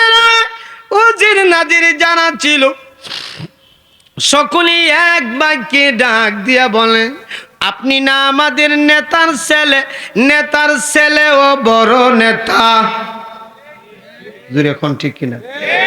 চেয়ারম্যানের যেমন পাওয়ার, চেয়ারম্যানের ছেলের আরো বড় পাওয়ার। উজির নাজির যারা ছিল সকলেই ডাক দিয়া বলেন, নেতা চিন্তার কোনো কারণ নাই, গমগিন গোয়ার কোনো কারণ নাই। আবুল আহাবের ছেলে, আপনি চিন্তা করবেন না, মুহাম্মদকে গালি দিয়েছিল, মুহাম্মদ কুকুরের কথা উল্লেখ করে দিয়েছ, মুহাম্মদ একটা বুকা, বাঘের কথা বলে নাই, কুকুরের কথা বলল। আপনি চিন্তা করবেন না, সিরাতের কিতাবের ভিতরে আনছে। উজির নাজির বলে সিরিয়া থেকে ব্যবসা করে খেজুরের যেই বস্তাগুলো আনলাম, এই বস্তাগুলো দিয়া সুন্দর করে আপনার জন্যে তাক বানাবো। এই তাকের উপরে আপনি ঘুমাইবেন। জঙ্গল থেকে বড় বড় গাছের ডাল কেটে আনবো, আনার পরে চতুর্দিক দিয়া আপনাকে পাহারা দিমু, সারা রাত্র পাহারা দিমু। কুকুর যখন আসবে এই লাঠি দিয়া কুকুরকে বিদায় করে দিমু। রে গোপালগঞ্জবাসী, চৌকির ভিতরে ঘুম দেন কে? আরো জোরে কর। ঘুম আল্লাহর বড় একটা নিয়ামত। জোরে এখন ঠিক কিনা? এমন মানুষও আছে সারা রাত কোটি কোটি টাকার মালিক ঠিকই, কিন্তু বিছনাত খালি বইরায়, চোখও ঘুম নাই। জোরে এখন ঠিক কিনা? কিন্তু এমন মানুষ আছে সারাদিন রিক্সা বায়, মাটি ঘাটে, ঠেলা গাড়ি বায়, মুডা চাউলের ভাত চারটা কোনো ভাই খাইতারলেই হয়, বিছনাত ফললেই ডেট। জোরে এখন ঠিক কিনা? ঘুম কার নিয়ামত? আর একটু জোরে এখন নে।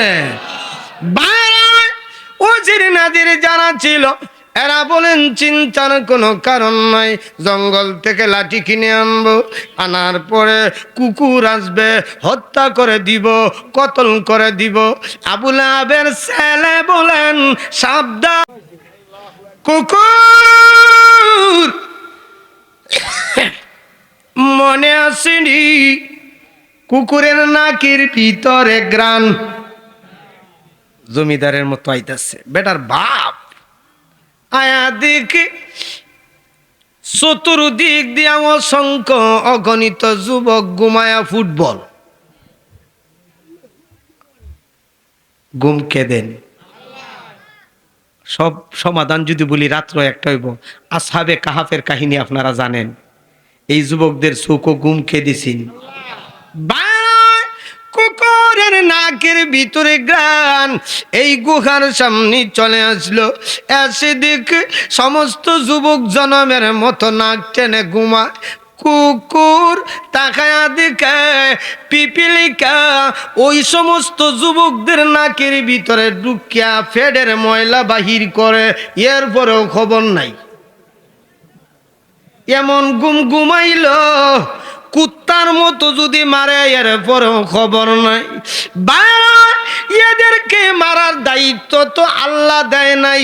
কুকুর যদিও কুকুর বড় সভ্য, ইচ্ছা করলে সবজিরে মারতার তো। জুড়ে কোন ঠিক কিনা? কুকুর বলেন না গো, এই সমস্ত মানুষকে আল্লাহ মারার জন্য হুকুম দেয় নাই, শুধু একজনকে হুকুম দিয়েছেন। কুকুর নাকের ভিতরে গ্রান, এই নাক দিয়া হুঙ্গা শুরু করে দিয়েছে। সুবহানাল্লাহ। কান হুঙ্গা বুঝেননি? আমাদের সিলেটি ভাষায় কয় হুঙ্গা, আপনারা কি দেখুন? হ্যাঁ, শুকতাছি। আমরা দেশে ভাষা কয় হুঙ্গা। কুকুরের নাক দিয়া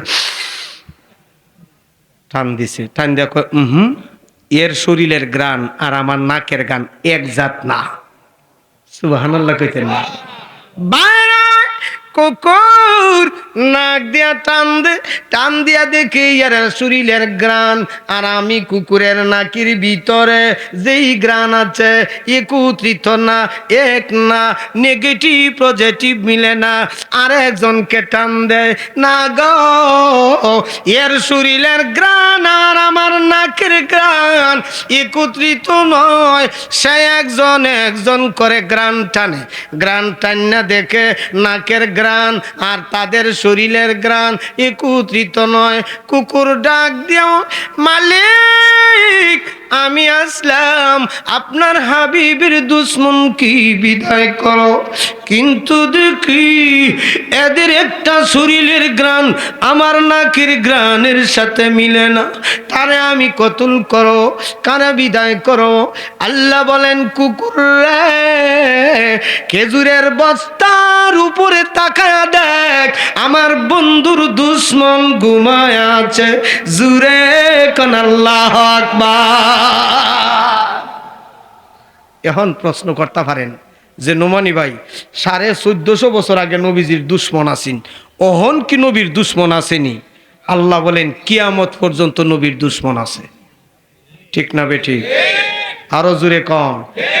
দিতাম নি একটা উদাহরণ, না অসুবিধা হইব আপনার? আর অসুবিধা যদি হয় তাহলে এখানে এসে দিতাম। বাইরা আতাউল্লাহ বুখারী, পয়েন্টগুলো মনে রাখবেন। আতাউল্লাহ বুখারী উনি দরজির ভিতরে বসে কান্দে, গুনগুন করে কান্দে। একজন শাগরিদ ছিলেন 21 বছরের নজওয়ান, নাম হলো আলিমউদ্দিন। আলিমউদ্দিন গিয়া বলেন হুজুর কেন আপনি গুনগুন করে কান্দেন, চৌকির ভিতরে কেন পানি? আতাউল্লাহ বুখারী বলেন নবীজির দুশ্মন দুনিয়াতে থাকবে, আমি দুনিয়াতে থাকবো, এটা সম্ভব নয়। আলিমউদ্দিন বলেন নবীজির দুশ্মন কে? আতাউল্লাহ বুখারী বলেন রাজপাল। রাজপাল নবীজির জীবন আদর্শের বিরুদ্ধে বই লিখেছে, নবীজি নাকি নারীর পাগল ছিলেন। আর একটু জুড়ে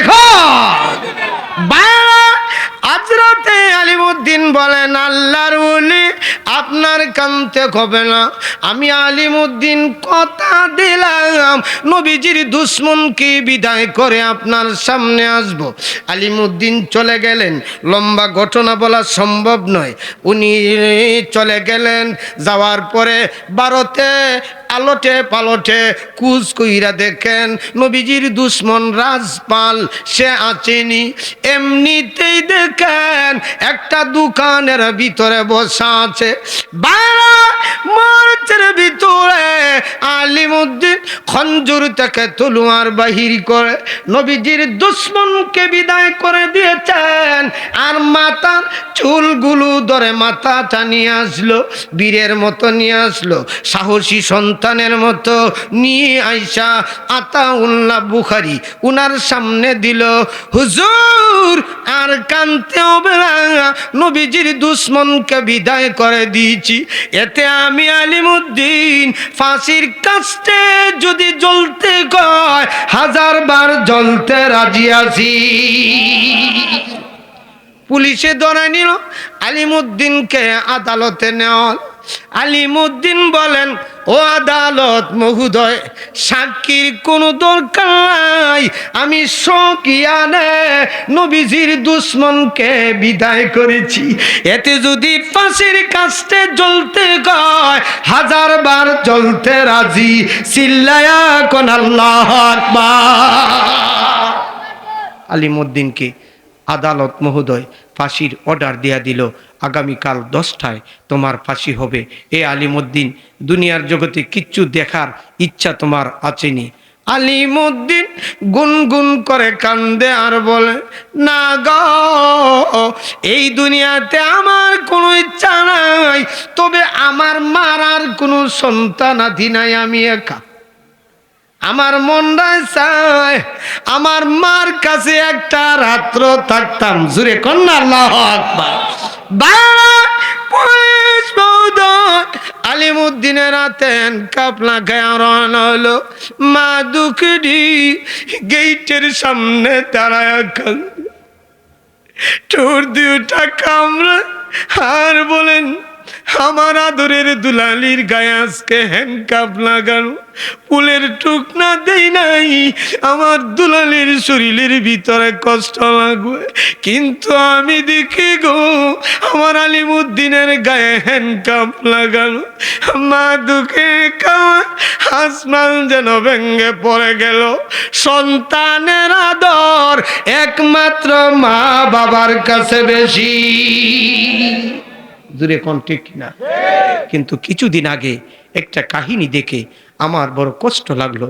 এই যে চিটাগাং চট্টগ্রামে এক বদমাইশ, কুকুরের চেয়ে আরো নিকৃষ্ট, এরা স্বামী স্ত্রী হোক আর যাই হোক, দুইটা সন্তানকে রাস্তার মধ্যে শীতের দিন, এই যে গত কিছুদিন আগে প্রচণ্ড কুয়াশা এবং টকটক করে যে পানি পড়ছে, সোশ্যাল মিডিয়ায় এটা ভাইরাল হয়েছে, আপনারা দেখছেন। একটা 4 বছরের মেয়ে আর 3 মাসের একটা বাচ্চা, এই বাচ্চা দুইটাকে রাস্তার মধ্যে ফেলে রেখে চলে গেছে। জুরে কন্যা নাউজুবিল্লাহ। কেমন মা! এরা কুকুরের চেয়ে আরো অদম। আর একটু জুরে কম ঠিক কিনা? 4 বছরের বাচ্চাটা 3 মাসের বাইটাকে কোলে নেয় আর কয় আমার মা বাবা ফেলে যাইতে পারে, আমি ফালতে পারি নাই। কিন্তু দেখা গেল কিছুদিন পরে একটা মিডিয়া এটা ধরছে, দইরা পরে হসপিটালে নিছে। চিকিৎসার পরে ছোট বাচ্চাটাকে বাঁচাতে পারে নাই, মারা গেল। ইন্না লিল্লাহি ওয়া ইন্না ইলাইহি। আলিমুদ্দিন আয় বাবা আয়, আমার বুকের ভিতরে মা তার সাহস দেয়। আমাকে আল্লাহ একজন আলিমুদ্দিন দিল। আজকে যদি 10 জন আলিমুদ্দিন দিতেন, 10 জন ছেলে নবীজির শানে কুরবানি করে দিতা। আলিমুদ্দিন ঘরের ভিতরে গেলেন, মা দুঃখিনী ঘরের ভিতরে। ও গোপালগঞ্জের বাবাজিরা আমার, কুটালিপানার বাবাজিরা আমার, ভালো করে বুঝেন, মনোযোগ সহকারে শুনেন। সন্তানের ফাঁসি হয় এমত অবস্থায় মা কোনোদিন ঘুমাইতে পারে না।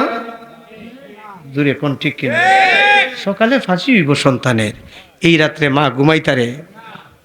ছেলেও ঘুমায় না, বিছনার মধ্যে গড়াগড়ি করে। চৌকির ভিতরে ঘুম নাই, বিছানার ভিতরে গড়াগড়ি করে। মা গো উনিও ঘুমা, কলিজা সিরা গন্ধ বাইর, আমার কলিজার টুকরা সকালবেলা ফাঁসি দিয়া দিবে। মা দুঃখিনী ঘুমায় না, বিছানার ভিতরে গড়াগড়ি করে। ছেলেও ঘুমায় না, মাও ঘুমায় না, ছেলেও ঘুমায় না। বাইরে গভীর রজনী হয়ে গিয়েছে। হঠাৎ করে আলিমুদ্দিনের চৌকির ভিতরে ঘুম এসে গেল। ঘুমের ঘরের ভিতরে স্বপ্নে দেখেন আকাবির দেওবন কিয়াতে, এটা একটা রিসালা তকি উসমানী উনি লিখছেন। আকাবিরে দেওবন কিয়াতে এই কিতাবের ভিতরে আনছেন। আলিমুদ্দিন ঘুমায়া গেলেন, ঘুমের ঘরের ভিতরে উনি তাকায়া দেখেন এত সুন্দর মাঠ উনি জীবনেও কোনোদিন দেখেন নাই। এই মাটির ভিতরে ফুলের তোড়া, মাঠের ভিতরে অসংখ্য গণিত মানুষ, সাদা পাগড়ি পরা, সাদা জামা পরা, ফুলের তোড়া নিয়া দাঁড়ায় আছে। আলিমুদ্দিন বলেন বুঝা গেল গো, এই মাটির ভিতরে কোনো মানুষ ঢুকবে, কোনো মানুষ প্রবেশ করে। স্বপ্নের জগতে আলিমুদ্দিন ডাক দিয়া বলেন কে গো, এত সুন্দর মাঠ, এই মাটির ভিতরে 4 কোনায় 4 জন মানুষ কেন দাঁড়ায় আছো? মধ্যস্থলে একজন মানুষ ফুলের তোড়া নিয়ে কেন দাঁড়ায় আছো? বাইরে বরতের ভিতরে মধ্যস্থলে যিনি ছিল উনি ডাক দিয়া বলেন রে আলিমুদ্দিন, এই কোনার ভিতরে যিনি দাঁড়ায় আছে উনি হলেন আবু বকর। এই কোনার ভিতরে যিনি দাঁড়ায় আছে উনি হলেন ওমর। এই কোনার ভিতরে যিনি দাঁড়ায় আছে উনি হলেন আলী। এই কোনার ভিতরে যিনি দাঁড়ায় আছে উনি হলেন উসমান। আলিমুদ্দিন রে, মধ্যস্থলে যিনি দাঁড়ায় আছি আমি না আসমানের নবী, জমিনের নবী, পাহাড়ের নবী, পর্বতের নবী, আমি না তোমারও নবী। আমার দুশ্মনকে দুনিয়ার থেকে বিদায় করেছ। দুনিয়ার জল্লাদ পাঁচির কাছে তোমারে তুলতে দেরি হবে। আলিমুদ্দিন রে, এই যে তুমি মাঠ দেখে নিয়েছ, এটা গোপালগঞ্জের মাঠ নয়, ঢাকার স্টেডিয়াম নয়, সিলেটের স্টেডিয়াম নয়। আলিমুদ্দিন রে, এটা হলো জান্নাতুল ফিরদাউসের মাঠ। আমি বিশ্ব নবী নিয়ে দাঁড়ায় আছি। দুনিয়ার জল্লাদ তোমার গলার ভিতরে কালো কাপড় লাগাইবে, আর আমি বিশ্ব নবী আবু বকর ওমর উসমান আলীকে নিয়া ফুলের তোড়া দিয়া সংবর্ধনা দিয়া আহলান সাহলান জানায়া এই ফেরদাউসের মাঠের ভিতরে তোমাকে আনতে একটা সেকেন্ড দেরি হবে না।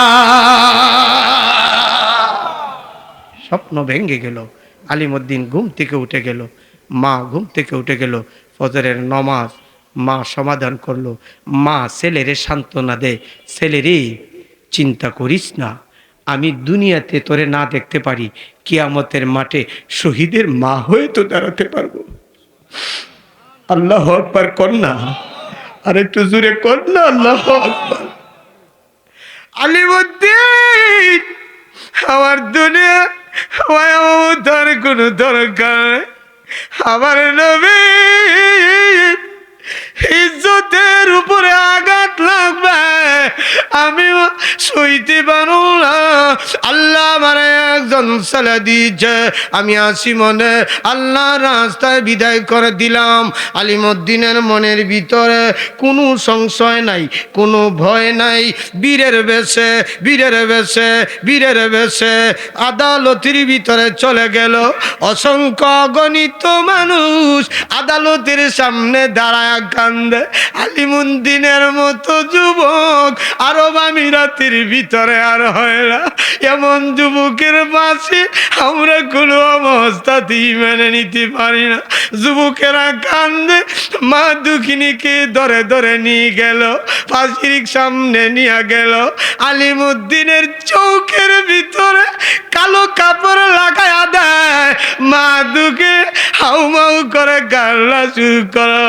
আলিমুদ্দিন বল, এই কালো কাপড় দিয়ে আমার মারে দেখা যায়, আমার মারে দেখলে গো আমার নবী থেকে আমার মার প্রতি মহব্বত বেশি হয়ে যাবে। আল্লাহর নবী বলেন, লা ইউমিনু আহাদুকুম হাত্তা আনাকুনা হাব্বা ইলাই মিন ওয়ালিদিহি ওয়া ওয়ালাদিহি ওয়ান নাসি আজমাইন। জল্লাদ, যেই কালো কাপড় মুখের ভিতরে লাগায়াছ, এই কালো কাপড় দিয়ে আমার মার মুখ দেখা যায়, আরেকটা কালো কাপড় দিয়া ঢাকনা দাও। সুবহানাল্লাহ, আরেকটু জোরে এখন না, আল্লাহু আকবার। আরেকটা কালো কাপড় দিয়ে ঢাকনা দেয়, দুনিয়ার কোনো আলো বাতাস দেখা দেয় না। এমনিতে আল্লাহ বলেন, জিবরাইল রে, আমার নবীর আশিক মুখের ভিতরে কালো কাপড় দিয়া ঢাকনা দিয়েছে, মনের ভিতরে কষ্ট যাবে, মনের ভিতরে দুঃখ যাবে। এই জন্যে জান্নাতুল ফেরদাউস তার চৌকের সামনে বাসায় দাও। আলিমুদ্দিনের দ্বিতীয় কাপড়টা যখন দিল, তকি উসমানী বিশ্বের মধ্যে বড় একজন জাস্টিস, উনি লেখেন, দ্বিতীয় কাপড় দিয়ে ঢাকনা দেওয়ার পরে দুনিয়ার কোনো আলো বাতাস দেখে নাই ঠিকই, কিন্তু আলিমুদ্দিন চায়া দেখে টিভির পর্দার মতো তার সামনে বিশ্ব নবী জান্নাতুল ফেরদাউস তুলে ধরে রেখেছে। আর একটু জোরে কন্যা, আল্লাহু আকবার। আলিমুদ্দিনকে ফাঁসি দিল, নবীজির দুশ্মনকে বিদায় করে দিয়েছে। জোরে কোন ঠিক কিনা? ফাঁসি দিছে ঠিকই, কিন্তু ফাঁসির কাস্টে জ্বলছে ঠিকই, কিন্তু সে বলছে আমার জীবনের বিনিময়ে হলেও নবীজির ইসমতে আম্বিয়া টিকায় রাখবো। জোরে কোন ঠিক কিনা? কুকুর হুঙ্গা শুরু করে, কুকুর হুংতে হুংতে দেখে নবীর দুশ্মন নাই। আল্লাহর কাছে বলেন, মালিক আমার, আমার নাকির ভিতরে যে গ্রান দিয়েছ, এই গ্রান তো মিলে না। আল্লাহ বলেন, খেজুরের বস্তার উপরে উঠো, খেজুরের বস্তার উপরে উঠো। উপরের দিকে তাকালো, এমনিতেই তাকায়া দেখে একজন মানুষ ঘুমায় আছে। এমনিতেই কুকুর লাফ দিয়া খেজুরের বস্তার উপরে উঠলো। রে গোপালগঞ্জবাসী, নাক দিয়া টান দিচ্ছে গো, আর আমার মহান তার শরীরের গ্রান আর কুকুরের গ্রান মিলায়া দিয়েছে। কুত্তার বাচ্চার মতো ধরছে, কুকুরের বাচ্চার মতো ধরে জমিনের ভিতরে নামালো। কুকুর এমন সভ্য প্রাণী, কুকুরের ভিতরে কয়েকটা গুণ আছে। এই গুণগুলো যদি আমাদের ভিতরে থাকে, আল্লাহ 1 নম্বরের ওলি বানায় দিবেন। জোরে কোন আল্লাহু আকবার। কুকুর কুকুরের বাচ্চা আবুল আহাবের ছেলেকে ধরলো, জমিনের ভিতরে নামাইলো, খেজুরের বস্তা থেকে নিচে নামাইলো। নিচে নামানোর পরে একটুকু রক্ত খায় নাই, একটুকু গুস্ত খায় নাই, একটু আড্ডিও খায় নাই। রক্ত একদিক দিয়ে রাখলো, চামড়াগুলো আর একদিক দিয়ে রাখলো, হাড্ডিগুলো আর একদিক দিয়ে রাখলো, পেটের নাড়ি বুড়ি আর একদিক দিয়ে রাখলো, চামড়াটা আর একদিক দিয়ে রাখলো। কুকুরের অপারেশন শেষ হলো। আল্লাহ বলেন, সূর্য রে, আমার আল্লাহর হুকুমে তুই বিদায় হয়েছ, আবার জমিন থেকে উঠে যাও। মনে আসেনি সূর্যরে যে বিদায় করছি, কুকুর উঠে গেছে। এরা যে জনমের মতো ঘুমাইছে, সূর্যের তাপ পায়া এদের চৌকের ঘুম, সব জমিদারের বাচ্চারা ঘুম ভাঙছে। চৌকো খসলানি দে, দেখা যায় সূর্য আল্লাহ ফসল হয়ে গেছি গা, দিন 10টা হয়ে গেছি গা, সব বনাস। আমরা নেতা কই, খেজুরের বস্তার উপরে চাই দেখে নেতা নাই, নেতা খতম, নেতা খেতা হয়ে গেছে, নেতা খেতা হয়ে গেছে। বাইরা ও নাজির জানা ছিল, পাগলের মতো হয়ে গেল। আইনা নেতা, আইনা নেতা, আইনা নেতা। আমরা নেতা কই, সর্বনাশ, আজকে চাকরি থাকতো না, আজকে শেষ, আজকে শেষ। সবার মরণ, আবুল আহাবের কাছে মরণ, সবার মরণ, সবার মরণ। আল্লাহ বলেন, কুতিলাল ইনসানু মা আকবারা মিন আইয়ি শাইইন খালাকা মিন নুতফাতিন খালাকা। রে দুনিয়ার মানুষ, সামান্য একটা নাপাক পানির মাধ্যমে আমি তোমারে এত ইজ্জত দিলাম, এত সম্মান দিলাম, গড় দিলাম, বাণী দিলাম, টাকা দিলাম, পয়সা দিলাম, ধন দিলাম, দৌলত দিলাম, সন্তানাদি দিলাম, মেম্বার বানাইলাম, চেয়ারম্যান বানাইলাম, এমপি বানাইলাম, মন্ত্রী বানাইলাম, সব কিছু আমি তোরে দিয়েছি, আমার শুকুর তুই আদায় কর। আবুল আহাব শুকুর আদায় করে নাই, এই জন্য আমি আল্লাহ তাদেরকে হুকুম করলাম। আল্লাহ মুহূর্তের ভিতরে জানায়া দিলেন, গোলাম রে, আর নেতা নেতা করিস না, তাকায়া দেখ, এই বনের ভিতরে মাছের ভাগার মতো আছে। মাছের ভাগা, এই কথাটা কিন্তু মুফাসসির তাফসীরের কিতাবের মধ্যে বলছেন, মাছের ভাগার মতো বানায়া দিয়েছে। এমনিতেই যুবক যারা ছিলেন, জমিনের ভিতরে তাকায়া দেখে মাছের ভাগার মতো বানায়া দিয়েছিল, বাঘের মতো বানায়া দিয়েছিল, পাগল পারা হয়ে গেছে। আল্লাহ বলেন, রে গোলাম, এইভাবে নিয়ামতের শুকুর আদায় যদি করস, আমি আল্লাহ বাড়ায়া দিব, আর না শুকরি যদি গস, আবুল আহাবের ছেলের মতো ধ্বংস করব। জুরে কোন ঠিক কিনা? আজকের এই রতাল বান্দল শফিজউদ্দিন ইবতেদায়ী মাদ্রাসা কামিয়াব হবে, সোচ্চার হবে, আল্লাহর দেওয়া নিয়ামত যদি সঠিকভাবে আদায় করা হয়। আর একটু জোরে কও। আমার যা কিছু আছে, স্থাবর অস্থাবর নেতাকর্মী ভাই যারা আছেন, সুশীল সমাজ যারা আছেন, মুরব্বী বাবাজিরা যারা আছেন, সমবয়স্ক যুবক ভাই যারা আছেন, সকলের কাছে আমার অনুরোধ এক কথায়, আমার যা কিছু আছে সব কিছুর মালিক কে?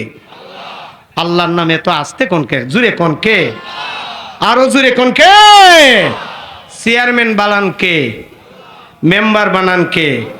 যে আল্লাহ আমারে রিক্সা বাওয়ায়, আমারে দিয়া, এই আল্লাহ আমারে ইচ্ছা করলে সম্মানের চেয়ারও বসাতে পারেন। জুড়ে কোন ঠিক কিনা?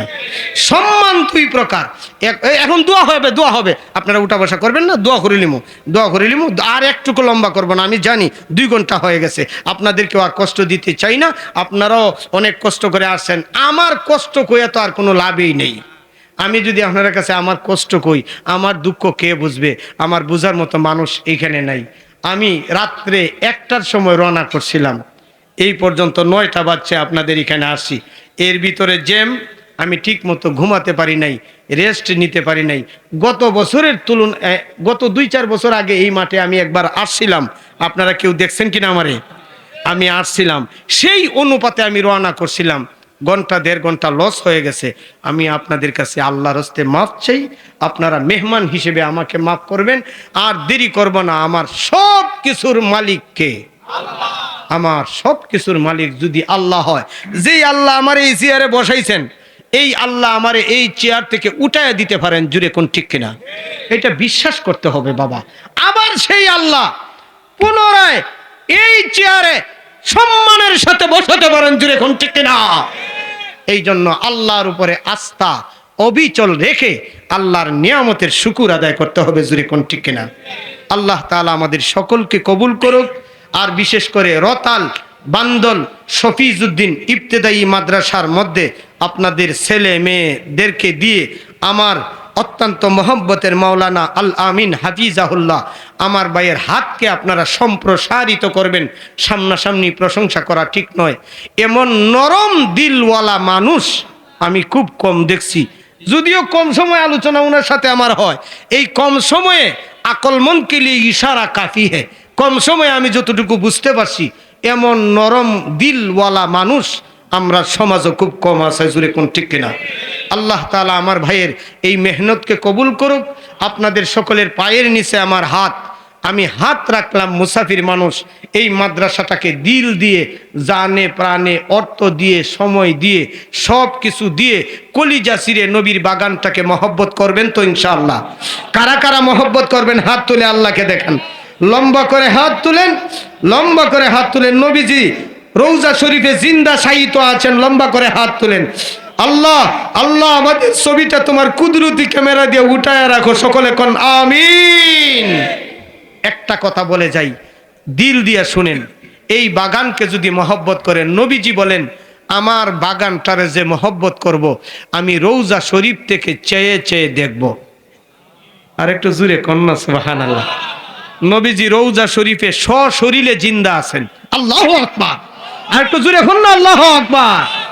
আকাবিরে দেওবন্দের আকীদা হলো নবীজি সশরীরে রওজা শরীফে জিন্দা শায়িত আছেন। এই বাগানকে যারা দিল দিয়ে মহব্বত করবেন, নবীজি বলেন কিয়ামতের মাঠে আল্লাহর তৈরি জান্নাতে আমি নবীর সাথে হাসতে হাসতে জান্নাতে প্রবেশ করবে। জুরে কন্যা সুবহানাল্লাহ। আমাদের সরকারে দু আলম শাফিউল মুজনিবিন হুজুরে পনুর সাল্লাল্লাহু আলাইহি ওয়াসাল্লাম রওজা শরীফে শায়িত আছেন। লক্ষ কোটি দুরুদ আর সালাম আল্লাহ আপনি পৌঁছায় দেন, সকলে পড়েন আমিন। নবীজির সাথে আল্লাহ আপনি যেন আমাদেরকে জান্নাত নসিব করতে পারেন, সকলে পড়েন আমিন। ওয়া আখিরু দাওয়ানা আনিল হামদুলিল্লাহি রাব্বিল আলামিন। ইন্নাকা হামিদুম মাজিদ। اللهم بارك على محمد وعلى آل محمد كما باركت على إبراهيم وعلى آل إبراهيم إنك حميد مجيد. أستغفر الله إن الله غفور رحيم. أستغفر الله إن الله غفور رحيم. أستغفر الله ربي من كل ذنب وأتوب إليه. لا حول ولا قوة إلا بالله العلي العظيم. لا إله إلا الله محمد رسول الله. اللهم آمين. ربنا ظلمنا أنفسنا وإن لم تغفر لنا وترحمنا لنكونن من الخاسرين. ربنا ظلمنا أنفسنا وإن لم تغفر لنا وترحمنا لنكونن من الخاسرين. ربنا آتنا في الدنيا حسنة وفي الآخرة حسنة وقنا عذاب النار. اللهم ارحمنا فإنك خير الراحمين. اللهم انصرنا فإنك خير الناصرين اللهم اشفعنا إنك خير الشافعين মালিক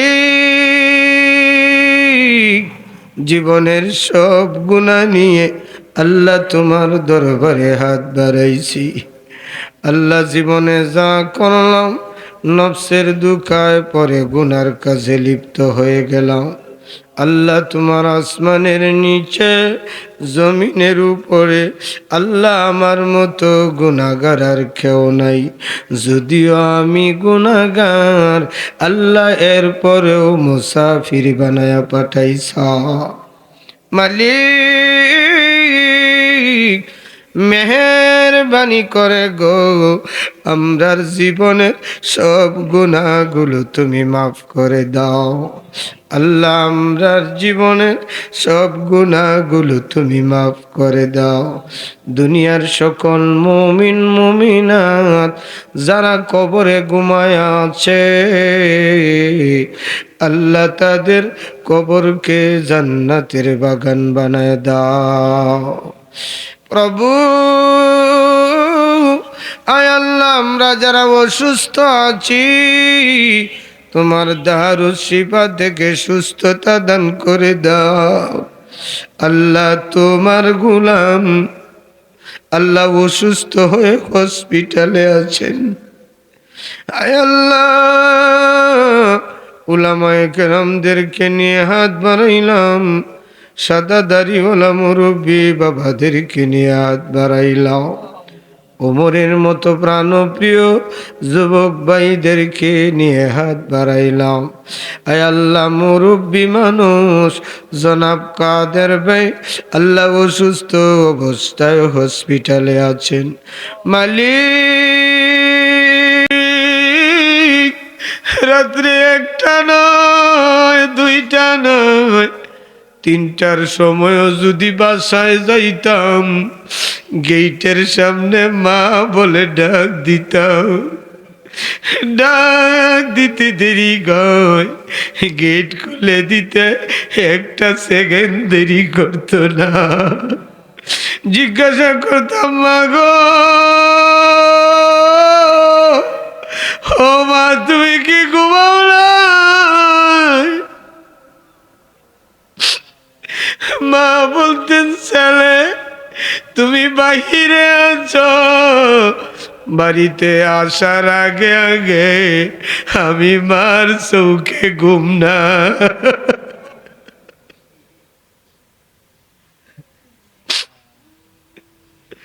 আল্লাহ আল্লাহ আমিও তো একজন এতিম আমিও তো একজন মা গারা সন্তান আল্লাহ আমার মতো যারা এতিম হাত উঠাইছে আল্লাহ আমার মতো যারা মা বাবা হারায়া হাত উঠাইছে আল্লাহ আমরার মা বাবার কবরটাকে জান্নাতের বাগান বানায় দাও মালিক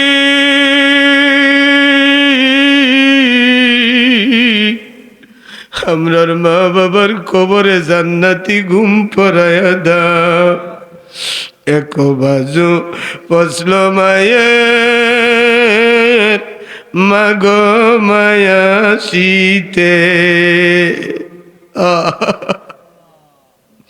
আল্লাহ আল্লাহ আমরার যাদের মা নাই আল্লাহ আমরার যাদের বাবা নাই আল্লাহ আমরার মা বাবার কবরটাকে জান্নাতুম মির রিয়াজিল জান্নাহ বানায় দাও মালিক আমাদের যাদের মা বাবা দুনিয়াতে আছেন গো আমাদের মাথায় যেই রকম চল তাতে দ্বিগুণ দ্বিগুণ হায়াত বরকত বাড়ায় দাও আল্লাহ আল্লাহ আমরার সামনে যদি কেউ আম্মা বলে ডাক দেয় কলিজায় ফার পরে যায়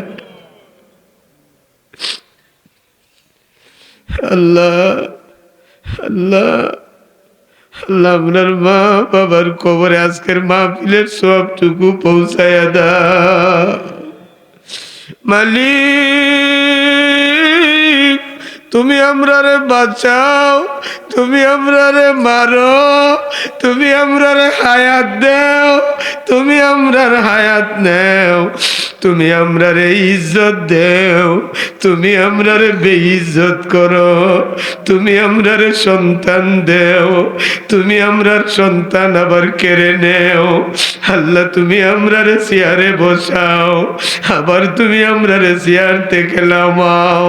আল্লাহ তুমি আমরারে ইজ্জতওয়ালা বানাও, আবার তুমি আমরারে বেইজ্জতওয়ালা বানাও। আল্লাহ তোমার রহম আর করম দিয়া আল্লাহ তুমি আমরারে শানওয়ালা মানওয়ালা বানায়া দাও। আল্লাহ আমরা কমতর ঈমান, দুর্বল ঈমান, আল্লাহ তুমি কঠিন কঠিন পরীক্ষার মধ্যে আমরারে ফেলায় না। আল্লাহ তুমি আমরারে পরীক্ষায় ফেলায় না। আল্লাহ তুমি আমরারে মহামারীর মধ্যে ফেলায় না। আল্লাহ আমরার কিডনি গুলা তুমি নষ্ট বানায় না। আল্লাহ তুমি আমরার বাল্ব গুলা নষ্ট বানায় না। আল্লাহ তুমি আমরারে অন্ধ বানায় না। আল্লাহ তুমি আমরারে বুবা বানায় না। মালিক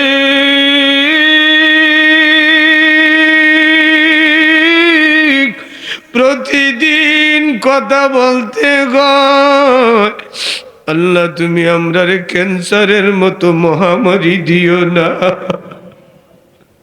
আল্লাহ আল্লাহ আল্লাহ আজকের এই রতাল বান্দল শফিজউদ্দিন ইবতেদায়ী মাদ্রাসাটারে তুমি কবুল করে নাও।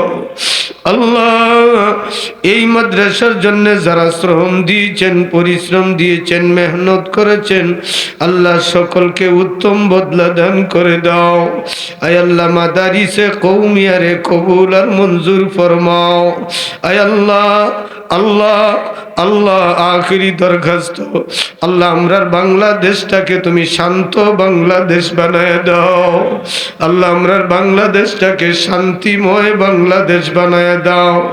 আল্লাহ খুনাখুনি থেকে বাঁচাও, মারামারি থেকে বাঁচাও, কাটাকাটি থেকে বাঁচাও। ইয়াবাকুর, ফেন্সিডিলকুর, দর্শনকুর, সুদকুর, ঘুষকুর, মদকুর থেকে বাঁচাও। আল্লাহ আমরা সাধারণ মানুষ সুন্দর সুবিচল ভাবে তোমার উপরে আস্থা রেখে চলার মতো তৌফিক দাও। আল্লাহ আল্লাহ অনেক ভাই দেশে বিদেশে দোয়া চাইছেন, আমি কি দোয়া করব? তোমার তো আসমানের নিচে জমিনের উপরে আমার মতো গুনাহগার আর কেউ নাই। আমার তো অঙ্গে অঙ্গে গুনাহ, আমার তো হাতে পায়ে নাকে মুখে চোখে নফসে কলবে আর রুহানি জগৎ জিসমানি জগৎ সব জগতে আমার গুনাহ আর গুনাহ। আল্লাহ আমি কি দোয়া করব? আল্লাহ আমি মুসাফির। আল্লাহ এই মুরব্বী বাবা ঈদেরকে, যুবক প্রাণের ভাইদেরকে তোমার হাওয়ালা করলাম। আল্লাহ আল্লাহ তোমার হাওয়ালা করলাম। আল্লাহ তোমার উপরে ছেড়ে দিলাম। মেহেরবানি করে আল্লাহ তুমি আমাদের দোয়াকে কবুল করে নাও। আল্লাহ আমরা অনেকেই অভাব অনটনে আছি, তুমি দূর করে দাও। আল্লাহ আমরা অনেকেই মুসিবতে আছি, আল্লাহ তুমি আসান করে দাও। আল্লাহ আমরা অনেকেই রোগের ভিতরে আছি, তুমি সুস্থতা দান করে দাও। আয় আল্লাহ আমরা অনেকেই সাংসারিক জ্বালার ভিতরে আছি, তুমি জ্বালা থেকে আসান বানায়া দাও। আল্লাহ আমরা ছেলে মেয়েদেরকে তুমি কোরআনের আলোয় চলার মতো তৌফিক দাও। আল্লাহ বিশেষ করে আল্লাহ তুমি আমরারে নামাজি বানায়া দাও। আল্লাহ তুমি আমরারে নামাজি বানায়া দাও।